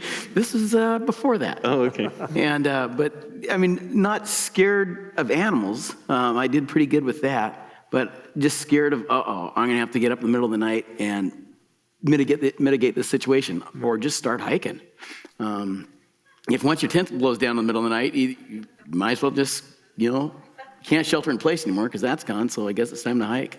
Yeah. And I've had to get up. I've gotten up in the middle of the night once on a windy night and got all dressed and just waiting for that tent to fall. But I mean, then I have a great tent. I spent a lot of money on the tent. It never fell, but you're just always worried about it. And it's like, all right, if it does happen, this is what I'm going to have to do. Headlight on, start walking. What was your worst weather that you experienced? I think I did pretty good. I mean, we had some heat. Does that count as bad weather? We had heat with long water carries. In the Sierras, we had, Whitney was weird. Whitney, I mean, you'd look at weather, I'd get a weather report on my inReach that said clear, nice, nothing. And then all of a sudden you'd get snow at 3 p.m. And so we got snow, freezing rain. But, it lasts for a day and then you're good to go. For me, it was wind. I think in San Jacinto Mountains close to San Diego, there was like a couple of days that night it was 65 mile per hour winds, and so we have like an alert for that. It was tough. I mean, sometimes you will walk and I had to kind of figure it out. What am I going to do? Because sometimes you will lose your balance a little bit because of the wind. Like, at what point you're going to throw yourself on the ground to avoid falling off from the cliff. And north of Tehachapi was the same thing. It's all this area that is full of windmills. It's actually very nice. You walk through all that area. But it's the same thing. Like the wind was, I don't know, I would say probably at least 40, 50 miles per hour wind. So, yeah. So did you pack it all out? Yes. Yes. Turds. Oh, no. So I mean, Cat holes. So I did I think we were all supposed Toilet to dig paper? our cat holes. Sometimes in the Sierras, some of the times I'd pack out toilet paper, put them in do your business, bury it in the cat hole, toilet paper, plastic bag, another plastic bag, back of your pack outside. And that is one thing that people like, wasn't that gross? Or how did you do it? And you really didn't give it a second thought. That was just not the grossest thing that happened out there. Probably smells better than you at that point, doesn't it? Yeah. That's the beauty of the thru hikers is you can smell them a mile away, and it's just that's Jeff's favorite part. I like it. What was the most scenic section of the trail, in your opinion? Each of you. Tough to narrow it down, but what was the most scenic? Yosemite, all those days through Yosemite, Sonora Pass, that was just spectacular. Yeah, I would say there's beauty in pretty much all sections. The desert was super beautiful. I enjoy the desert in general, but I started mid-April, so it was full of flowers. You see all the cacti with flowers and all that, so that was super beautiful. Going through the high Sierras, that's postcard after postcard, going through those passes, you name it, Muir Pass, Forester Pass, Glen Pass, all kinds of, all those are amazing. Northern California is probably the one that is not too scenic, but it's still, you got some new landscapes there. Oregon is full of lakes, a lot of volcanic and lava rock, super beautiful. And Washington, and it's, come on, lakes, rivers, mountains, all you can eat huckleberries pretty much every single day. Come on, you cannot top that. The Sierra, I really loved the Sierras, and then back home, Northern Cascades. That was the best. But like you said, it was beautiful to start early in the desert and see the flowers. Because you were talking about that, you're chasing flowers all the time, the Oh, blooms. Yeah. You go with the season, yeah. Yeah, Nobos are going with the season. The Sobos, southbound people, they're messed up.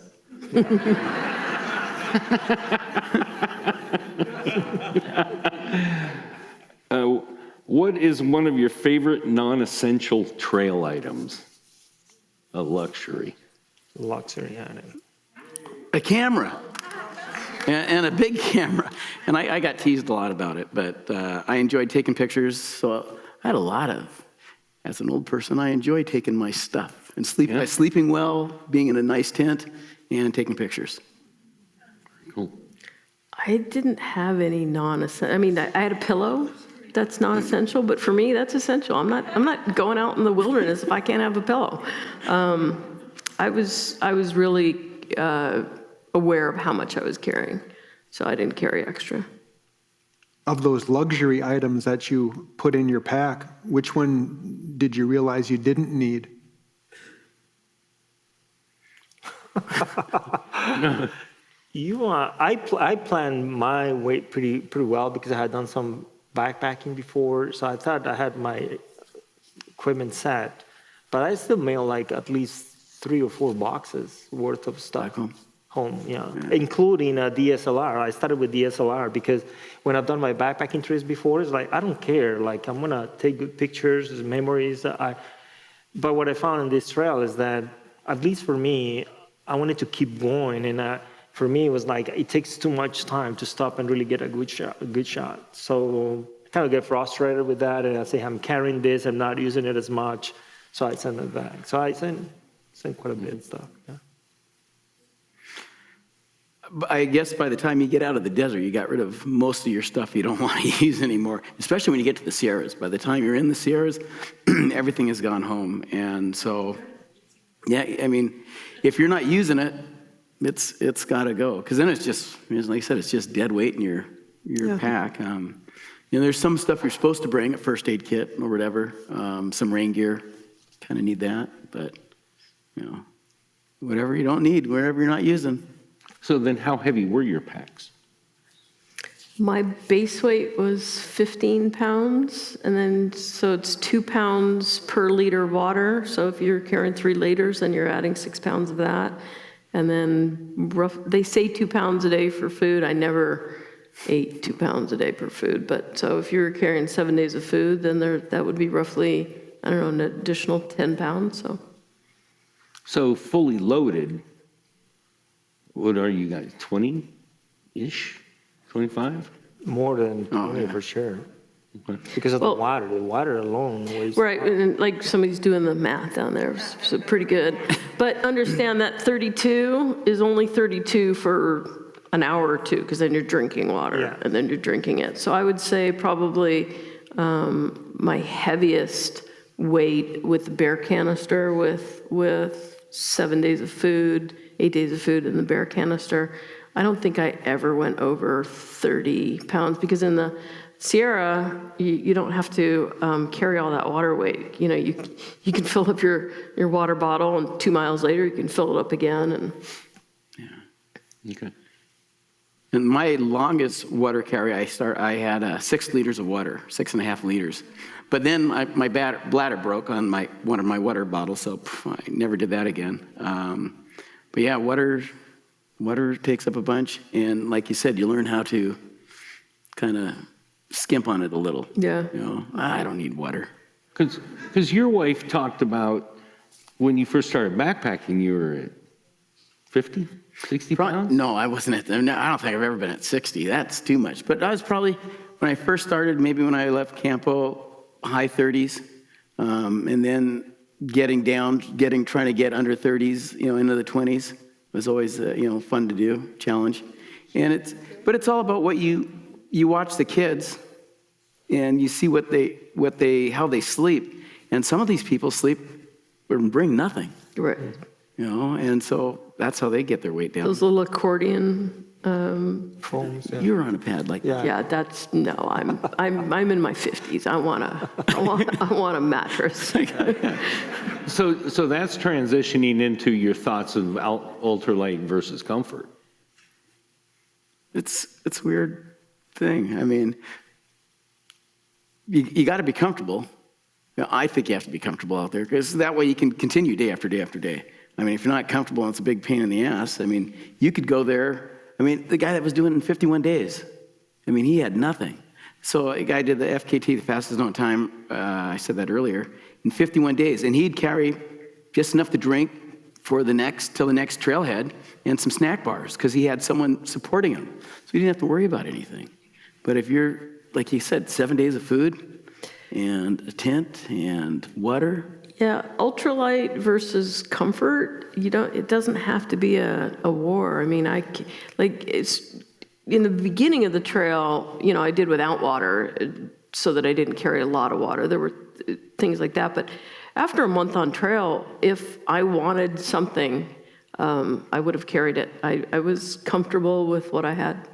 I carried pizza and beer out one night. Yeah, You know? it's all relative, yeah. Yeah, and that was beautiful. The night, you know, set your stuff out and drink pizza and warm pizza, warm beer before you go to bed. You're like, God, this is great. I bet you slept well that night. So we had him on the video. We ran into a gentleman named Mr. Lee, Just thinking about it. mid-60s. His nickname was the strongest man on the trail, and he's just this frail little thing. He started out with over 80 pounds, and they shook him down to 65. So when we met him twice, he was over 1,000 miles into it with a 65-pound pack, and he weighed 120 pounds. Yeah, I mean, it was insane. His teeth fell out. He had to go back to Hong Kong, get his teeth put in. That's right. His teeth fell out in Mammoth because he was I remember.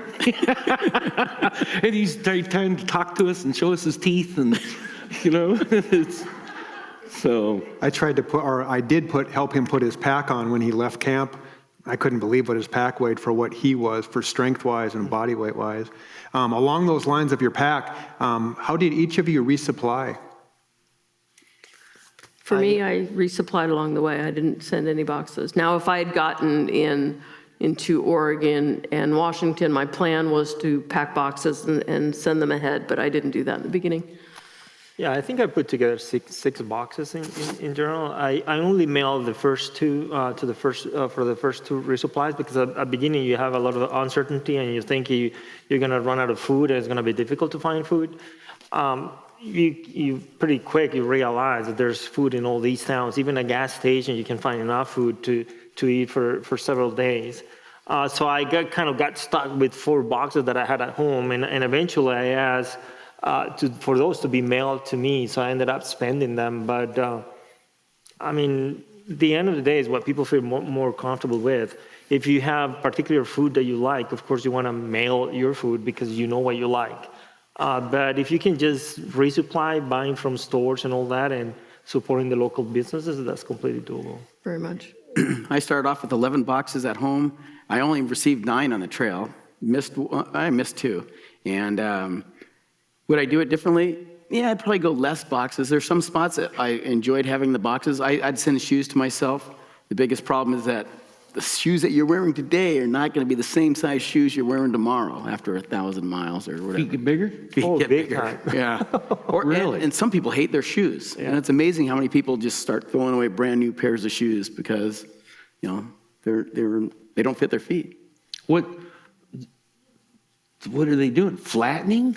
Or, That's a big part of it. The arch flattens after so many miles, but they also, like in your regular life, when you're only putting 3 miles on per day, maybe 5 miles as you're walking around work, your toes don't mind touching pieces of your shoe.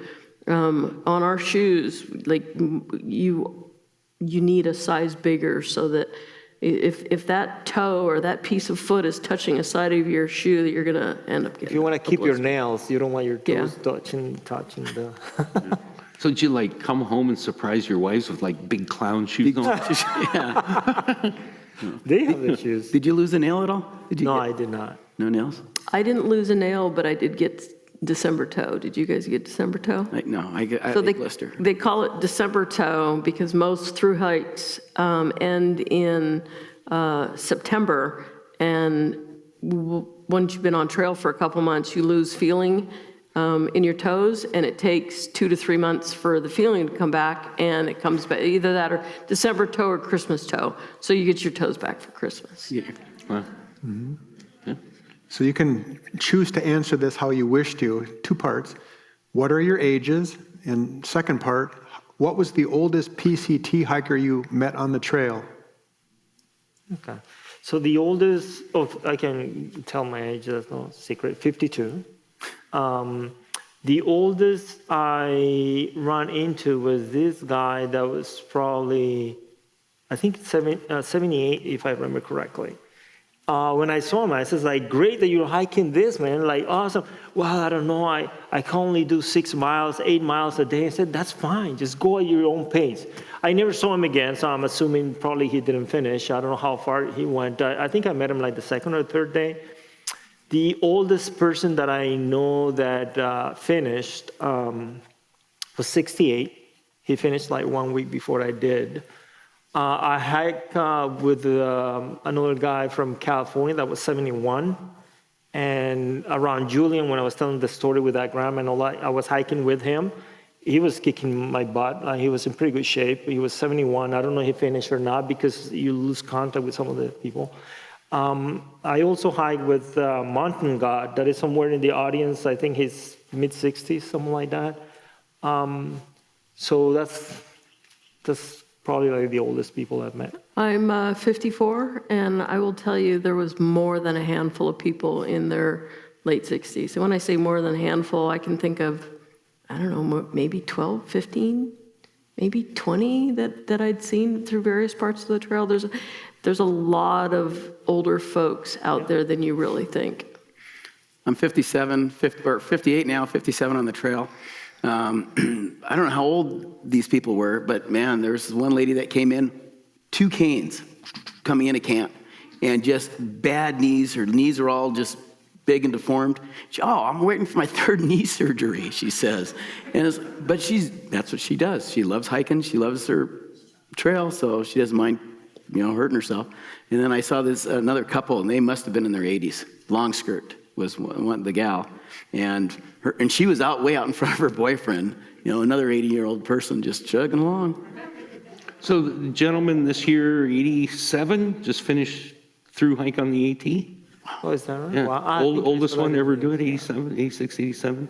And you can shout it out, Jack Emery's here. Jack, how old were you? 71. Yeah. Yeah.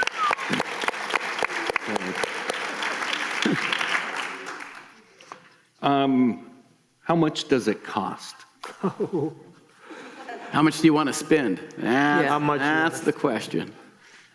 Gear, if you want Actually, the trip. the whole trip. thing? Do the PCT. If you don't include gear, it's not as much as people might think because, especially with us, we're retired. We didn't quit our jobs. We have retirements, but you'd be paying for food if you weren't on the trail, and we may bitch and complain about how much we're spending on trail, but think about it. We're eating for like an expensive dinner would be $12, like for a mountain house and nobody's getting a $12 dinner that's not on trail. But there were times where, you'd have a ramen and maybe a trail mix or a ramen and a dessert, you're eating for $2, less than $2. I think if you put equipment aside, I think is very doable under 4,000. And on equipment, it depends on what you want to do, of course, your budget. So kind of the figure that a lot of people kind of reference is around $8,000, including the equipment. If you get like a really good equipment plus the money that you spend, but the money that you spend, most of the money you spend is not food for the trail. Most of the money you spend is when you go into town, because you go crazy with food. Because in some of these towns, I paid in Wrightwood, California, I think over $200 for a motel, because that's what they charge, and I couldn't find any other place. But 200 was like, come on, like it's a lot of money on the trail. So it kind of depends. I think how much you spend that is different from equipment. It has to do with how much you spend on towns. And that 8,000 came from a survey. So the figures coming out are only as good as the figures going in. I know that was 400 people that responded to that survey. But there's, you could pay $200 for a hotel, or you could pay $40 for a hostel.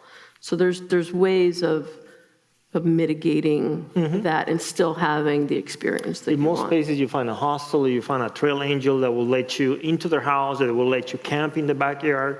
But there's some places that you may not be able to find something like that. And then you have to worry about the vortex. So the vortex, you get sucked into a town. You go to, I mean, if you love that town that you're in and you're paying $200 a night and you're there for 3 nights, you're like, oh, well, there goes my money. There's not a town that I love that much to spend $300 a night. But there were some guys on the trails that would get vortex for 4 or 5 days somewhere in a little town. Oh, yeah. Just buying And beer, those burgers. were a lot of the younger hikers, so that are there for the the camaraderie, the experience, the partying. There is partying going out on the trail. Wasn't in the people that I was hiking around. How much weight did you lose on the trail from beginning to where you ended? I lost 25 pounds. So it's a great diet plan. Yeah. I have no idea. I didn't weigh myself before, during, or after. I know that you lose most of the weight, I'll probably say in the first month, maybe 6 weeks, I think. After that, kind of you go stable. Your appetite starts going super crazy. And you can eat like a monster when you go into towns and you enjoy the food and it just doesn't matter. Yeah. Women don't tend to lose, not even don't tend, we just do not lose the same weight.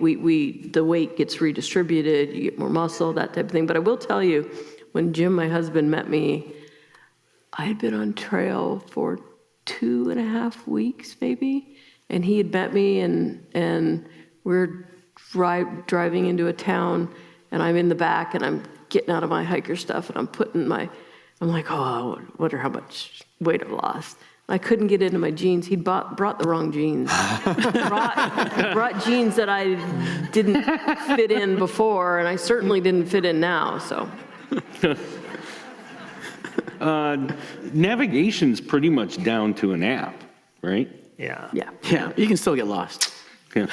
Yeah. Yeah, and your wife lets you know you're not on trail. You're not on trail. Or even then, I mean, there were signs. I came up, there was a sign that said PCT that way, and I went that way, and a couple miles later, it's like, I'm not on the trail. Something's not right. Whip out the app, whip out the phone, get the app going. I'm not on the trail. Come back my 2 miles, start looking, and there's the sign, and I can't figure out what I missed, because the sign goes that way, the trail goes that way. Big Bear?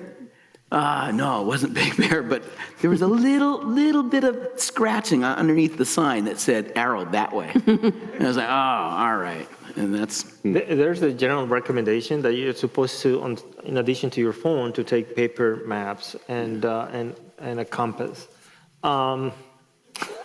I listened to the recommendation. I think it lasted like the first 2 or 3 weeks. After that, I said, no, I'm not going to get more maps. And I went with my phone. Everybody uses a phone. Yeah. The only disadvantage of just relying on your phone is that obviously you need to be careful, timing your battery so you don't run out of battery. But not only that, there's an area, especially I had that problem in Oregon and I had that problem in Washington. If there's a lot of moisture, if there's raining, water can go into the where you charge your phone. And at least in my phone freaks out. There's water and it just shuts itself down, off, sorry. And you cannot use it for navigation. So then you are just, of course, there's moisture everywhere and you're trying to dry this thing. You don't have a hair dryer. So I struggle sometimes because of that. So someone asked, do solar panels work? From experience, and any of you? I saw a lot of solar chargers and hiker boxes. There's a lot of people that start the trail with solar charges, and there aren't a lot of people that finish the trail with solar chargers. Can you tell everybody what a hiker box is? So a hiker box will be at a trail business, sometimes at a post office, and it's unwanted thing, like you'll send yourself a box and you think that you're going to want all this stuff, and then it comes and it's like, okay, I don't want that, I don't want that, I don't want that. And so a hiker box, a lot of people resupplied out of hiker boxes. Yeah. There was, Top ramen, there was meals, there were bars. But again, it's just part of the trail providing. Yeah. It's kind of interesting because it becomes this thing that you want to get rid of stuff. So it's very convenient for you to drop it there, but then you need something and you say, hey, in the next box, I'm gonna get stuff. And that's part of the trail provides, that most of the stuff that you need ends up being there. Someone got rid of it because they don't find it useful, and it turns out it's like somebody's garbage is the other person's treasure. So you find the stuff, and at the beginning you start like, hey, I'm not gonna grab food. Like, hey, no, I don't know what. After 1 month, you come on, man. They're like, oh, someone put this granola bar here. You're like, I'm taking it. So you find the hiker boxes are the best. You find all kinds of goodies there. Cool. So this may be moot for you guys. Had a very low snow year, and were the river crossings pretty normal? Was there anything tough or scary? Not like a high snow year. Some of them were cold, but not. I wouldn't say scary. I had 3 spots that I found difficult. I was very prepared psychologically, as I mentioned before, crossing Forester, because there's a famous chute with snow there. When I went through, almost no snow. It's like piece of cake. No problem from here on. But close to Sonora Pass, there was a chute that just looked like it. And it was almost impossible to cross. And I got the grandiose idea of getting shoes that were way too big for me now. I bought them extra wide so that my feet will kind of move around. So I lost a lot of traction. Going through that chute was kind of dangerous. There's actually another hiker that kind of took a tumble down. Nothing, he just got a bunch of scratches. Nothing happened to him, but that was kind of a dangerous spot. And both in Oregon and Washington, there were glaciers. And when you have all this water that melts off of glaciers, they grind the rock. So the water, you get all these silt creeks with rapids, and the water is like milky. You cannot see the bottom or anything. And you have to find a log to cross these waters. And these waters are, so those are some of the occasions where you say, man, I really need to put my mind, be careful, and kind of not panic and do this thing. Those, at least for me, those kind of the 3 spots. I know exactly what you're talking about. Right before you get to Sonora, it was maybe from the terminus to where you're sitting, Jeff, not very much farther. But as he was saying earlier, okay, it's straight down and it's straight up, and you either go forward or you go back, and that's it. And I was like, what am I going to do? And I didn't have spikes with me, and so I ended up recording a video to my husband. I'm like, this is what I'm putting up with. I'm 20 feet from where I need to be, but I'm not really sure that I can get across 20 feet. And I'd forgotten I'd recorded the video until I was talking to him later. And he's like, it doesn't look like that steep. I'm like, okay. One, you weren't there, and it was really steep. The Donner Pass. So Donner Pass at the north end of the Sierras, I got rid of all my micro spikes, my ice axe, all my stuff before Donner, right? We get the Donner Pass, and there's a snowfield there. And me and Eagle Man got to the snowfield, and it was like, whoa, this looks exposed. And it was a big drop off of snow. And so we had to work our way around, and that was I didn't fall per se, we slid down the hill. And we only probably slid 10 feet, but it was fairly steep, get to some rocks and then work our way across. But yeah, So let me tell you a story about other dangerous spot. I'm going to stick to this theme of Forester Pass. So after I made it past Forester Pass, I was so excited that I said, this is the biggest obstacle. Like, I have no problem going north. So I just kept going, and I didn't pay attention whether there were other passes nearby. So I just keep going north, and I say, oh, there's all these lakes, Ray Lakes, that are super beautiful. I'm going to camp there tonight. So I keep going, and then I start getting ambitious too. I say, maybe I can cross the Sierras without resupply. Maybe the food that I have is enough. So I set that goal at that point. I said, no, I'm going to go all the way, all the Sierras without resupply. So I ended up doing that, and that's how I got a trail name that I never used, but I think it was someone said, hey, you're a loose cannons. But by that time, everybody knew me by Santiago. It's like, I'm not going to change it now. So I passed Forester. I decided I'm going to keep going the entire Sierras. And I look in the map, and I see Glen Pass. And I said, Glen Pass? I didn't do all the homework or just, schedule all these passes that you go over. And I keep hiking, and then I do the math, and I said, I think I'm going to there's another pass. I'm going to have to, at the end of the day, I'm going to have to go over another pass. And I said, well, but it's going to be like 6 p.m. There's going to be light. And of course, I was still at the beginning of the trail for me. I wasn't good at calculating distances with how steep it is and all that, and how long it will take. Long story short, I made it to the top of Glen Pass at 9 p.m. and it's pitch dark. I'm the only one there, and it's kind of it's one of the steepest ridges.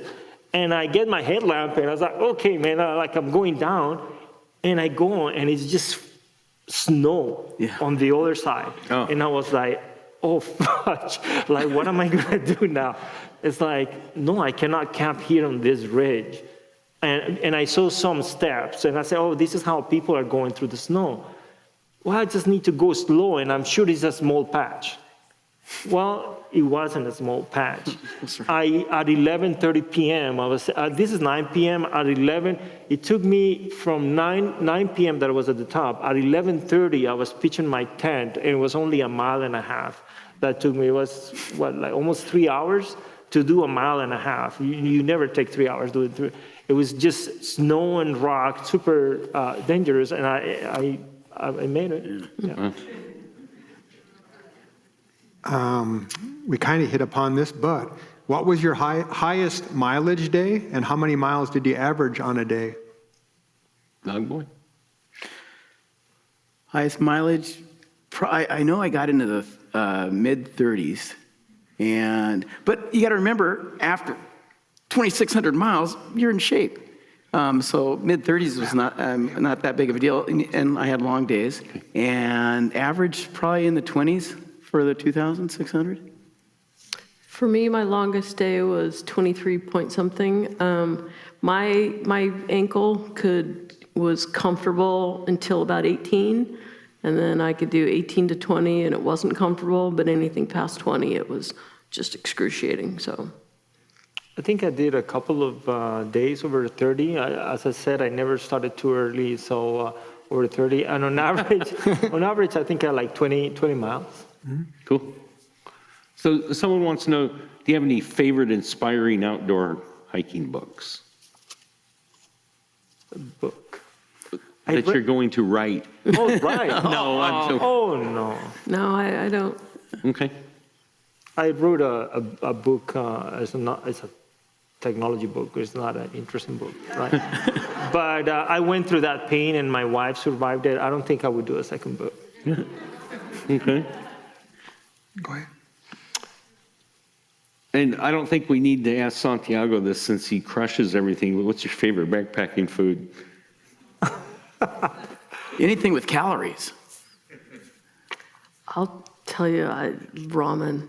Ramen? Yeah, right. So I would buy 2 ramen. I'd get rid of one of the noodles, and then I would tape the second flavor pack to the outside of the ramen.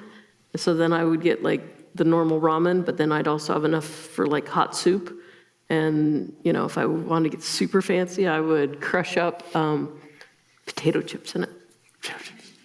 I think for me, it kind of changed throughout the whole. Towards the end, I was eating a fair amount of peanut butter, even though I'm not a peanut butter person at all. But towards the end, I was, because it would kind of fill me up. Yeah. Okay. So we have 1, 2, 3, 4, 5, 6, 7 questions on bear and animal experiences. Did anybody carry bear spray? And that seems to be a very asked question. So bear spray is illegal to carry in state parks. And I saw bear spray in the camper boxes if you need it. Yeah, it's. Yeah, I think it's not recommended. I don't think it's something that is needed or even recommended. You're not supposed to take it. So what about any animal encounters at all? Besides mosquitoes? I had a couple of bear encounters. One of them was with a bear, a mama bear. I didn't know I had 2 cubs, but it was beautiful. I mean, I filmed a nice video of that. I had another bear encounter after I finished in Washington. Rattlesnakes, Southern California, Northern California, are fairly common. You find out that the rattlesnake is rattling just to let you know, hey, you're getting too close to me, and by the way, I'm going away. What you find is wildlife just going away from you most of the time. They don't want to do any business with you. I had an interesting encounter in Washington. We went through this rocky area, and there were mountain goats. The only time I could have seen before that I had seen a mountain goat was in Alaska, and it was binoculars, and it's like, hey, that what spot, by the way, because they're only like in the top areas and super, it's difficult to see them and all that. And we're in Washington, and we're hiking, and Mountain God, which is the other hiker that is here, we had that experience that was like, man, mountain goats, they're there. And these mountain goats are munching there just next to the trail. And we're like enjoying it, we're making videos, and after a while, it's like 15, 20 minutes of making videos, like, hey man, we need to keep going. But these goats are not moving from there. So we ended up going like maybe a couple of feet away from the goats, and the goats didn't care. The rest of animals would just run away, but these goats, I think they don't have predators, so they don't mind that you're there. Yeah. Cool. Yeah. I saw bear on the trail, rattlesnakes, cows. Oh yeah. Yeah, and cows, and some of the cows I saw, sometimes they're on the trail facing you. You're stuck in the middle of a brushy area. You're like, uh-oh, who's going to turn first? Bees were every now and then bees, but I think the mosquitoes are the biggest thing. And mice? Sometimes it gets super loud with the bees. Yeah. I don't know if you guys had that experience. Sometimes it's you hear the bees everywhere. And you just said mice. I talked to people that woke up in the middle of the night, mouse sitting on their chest. And it chewed a hole through their back, or their tent. Now it was in their tent. My buddy that I started hiking with, a mouse left presents in her backpack. Chewed up her food bag, left some presents in there for her. Some used food. Pardon? Some used food. Some used food, yes. And didn't you have one follow you down a bridge? I did, yeah. It was at night. And all of a sudden it's like, oh, there's a mouse on the bridge. And it was running back and forth. And I just went past the bridge and found a place to camp. And all of a sudden, I don't know if it's the same one, I think it was, but it followed me into my camp and was watching me eat my food. And I'm thinking, maybe I should hang my food tonight. No, I'll just put it right here next to me. I had a deer lick my tent. I could hear it moving, and I could hear the hoofs. And I also had a Z-Pax duplex tent, which is it's a very thin Dyneema, and it wasn't quite dark, so as it got closer, I could see that it was a deer, so I wasn't afraid of it, but I figured, okay, it would walk on by, and it got right up there, and then you can just basically see like the inside of the tongue, and you to lick my tent, which kind of startled me, and I think I yelled at it, and it just left, but yeah, licked my tent. So besides bear cans required through the Sierra, did you secure your food? I mean, or just sleep with it? I slept with my food. Are we being recorded here? I hung my food like you're supposed to. but not all the time, because I mean, if you got to camp late, it's dark, it's hard to hang your food. The bear hang of a food is you find a branch, you find a big enough tree, you find a branch that's up, you throw your rope over the tree, you bring it down, you lift your bag up, and you put it on, you carabiner it back to itself, fixed line, you pull it all the way up to the top, put a stick on there high, you send it back up, so now it's stuck in between the branch and the ground, and then you tie that string off away from the tree, so now the bear, if it climbs a tree, it can't get to your bag, or if it's on the branch, it can't get to your bag, and hopefully it doesn't break the branch, right? But I did that. I hung my food. Most of the time, I think I slept with my food or in a bear can. I hung my food, and also what I would do is take my trekking poles and tie those together. I had some 550 cord, so tie that with the 550 cord, set it out, and then I could hang my bag from my trekking poles, so they were deer height, bear height, but the mice couldn't get to it. Yeah. And that's, yeah. So the general recommendation is to hang the food, but in most areas it's completely impossible. The vegetation, you don't have trees, and if you have these pine trees that have very short branches, so you cannot really do it practically. I did a combinations of all kinds of things. I bought like a metal mesh, and I was using that, but those metal meshes, like a bag that is made of a metal mesh, that's good like for rodents and some kind of animals, but it's not gonna be good for a bear. I carry a bear canister longer than what is needed, and everybody was looking at me like, what's with this weirdo still with a bear canister? At some point, I gave up the bear canister, and I was putting it on my tent, as many people were doing. So very few people, rarely, I saw 2 people in the whole trail hang their food. One in Southern California, he put it on a branch like 2 feet from the ground, and I was like, all right, man, you get an F for effort, but 2 feet. And I was like, at least you're trying, like we're not even trying, right? And I saw another guy in Oregon, close to the Washington border, and he had like a perfect. And I was like, this is by the book. I went to the guy and I said, dude, you're the first one. I'm just to make it into Washington. You're the first one that I see done like a perfect hang. So it's very difficult. I wish the recommendations were more doable. I think it's unrealistic to expect that people are going to hang their food. Very cool. Yeah. Couple last questions here. We have about 5 minutes. What was the most difficult part of the PCT? Getting to the PCT. Yeah, Making the decision that I think I can do this. I think I can hike 2,600 miles. And once you decide that you can do it, and then once you get there, then it's just go that way. It's walking and sleeping in a tent.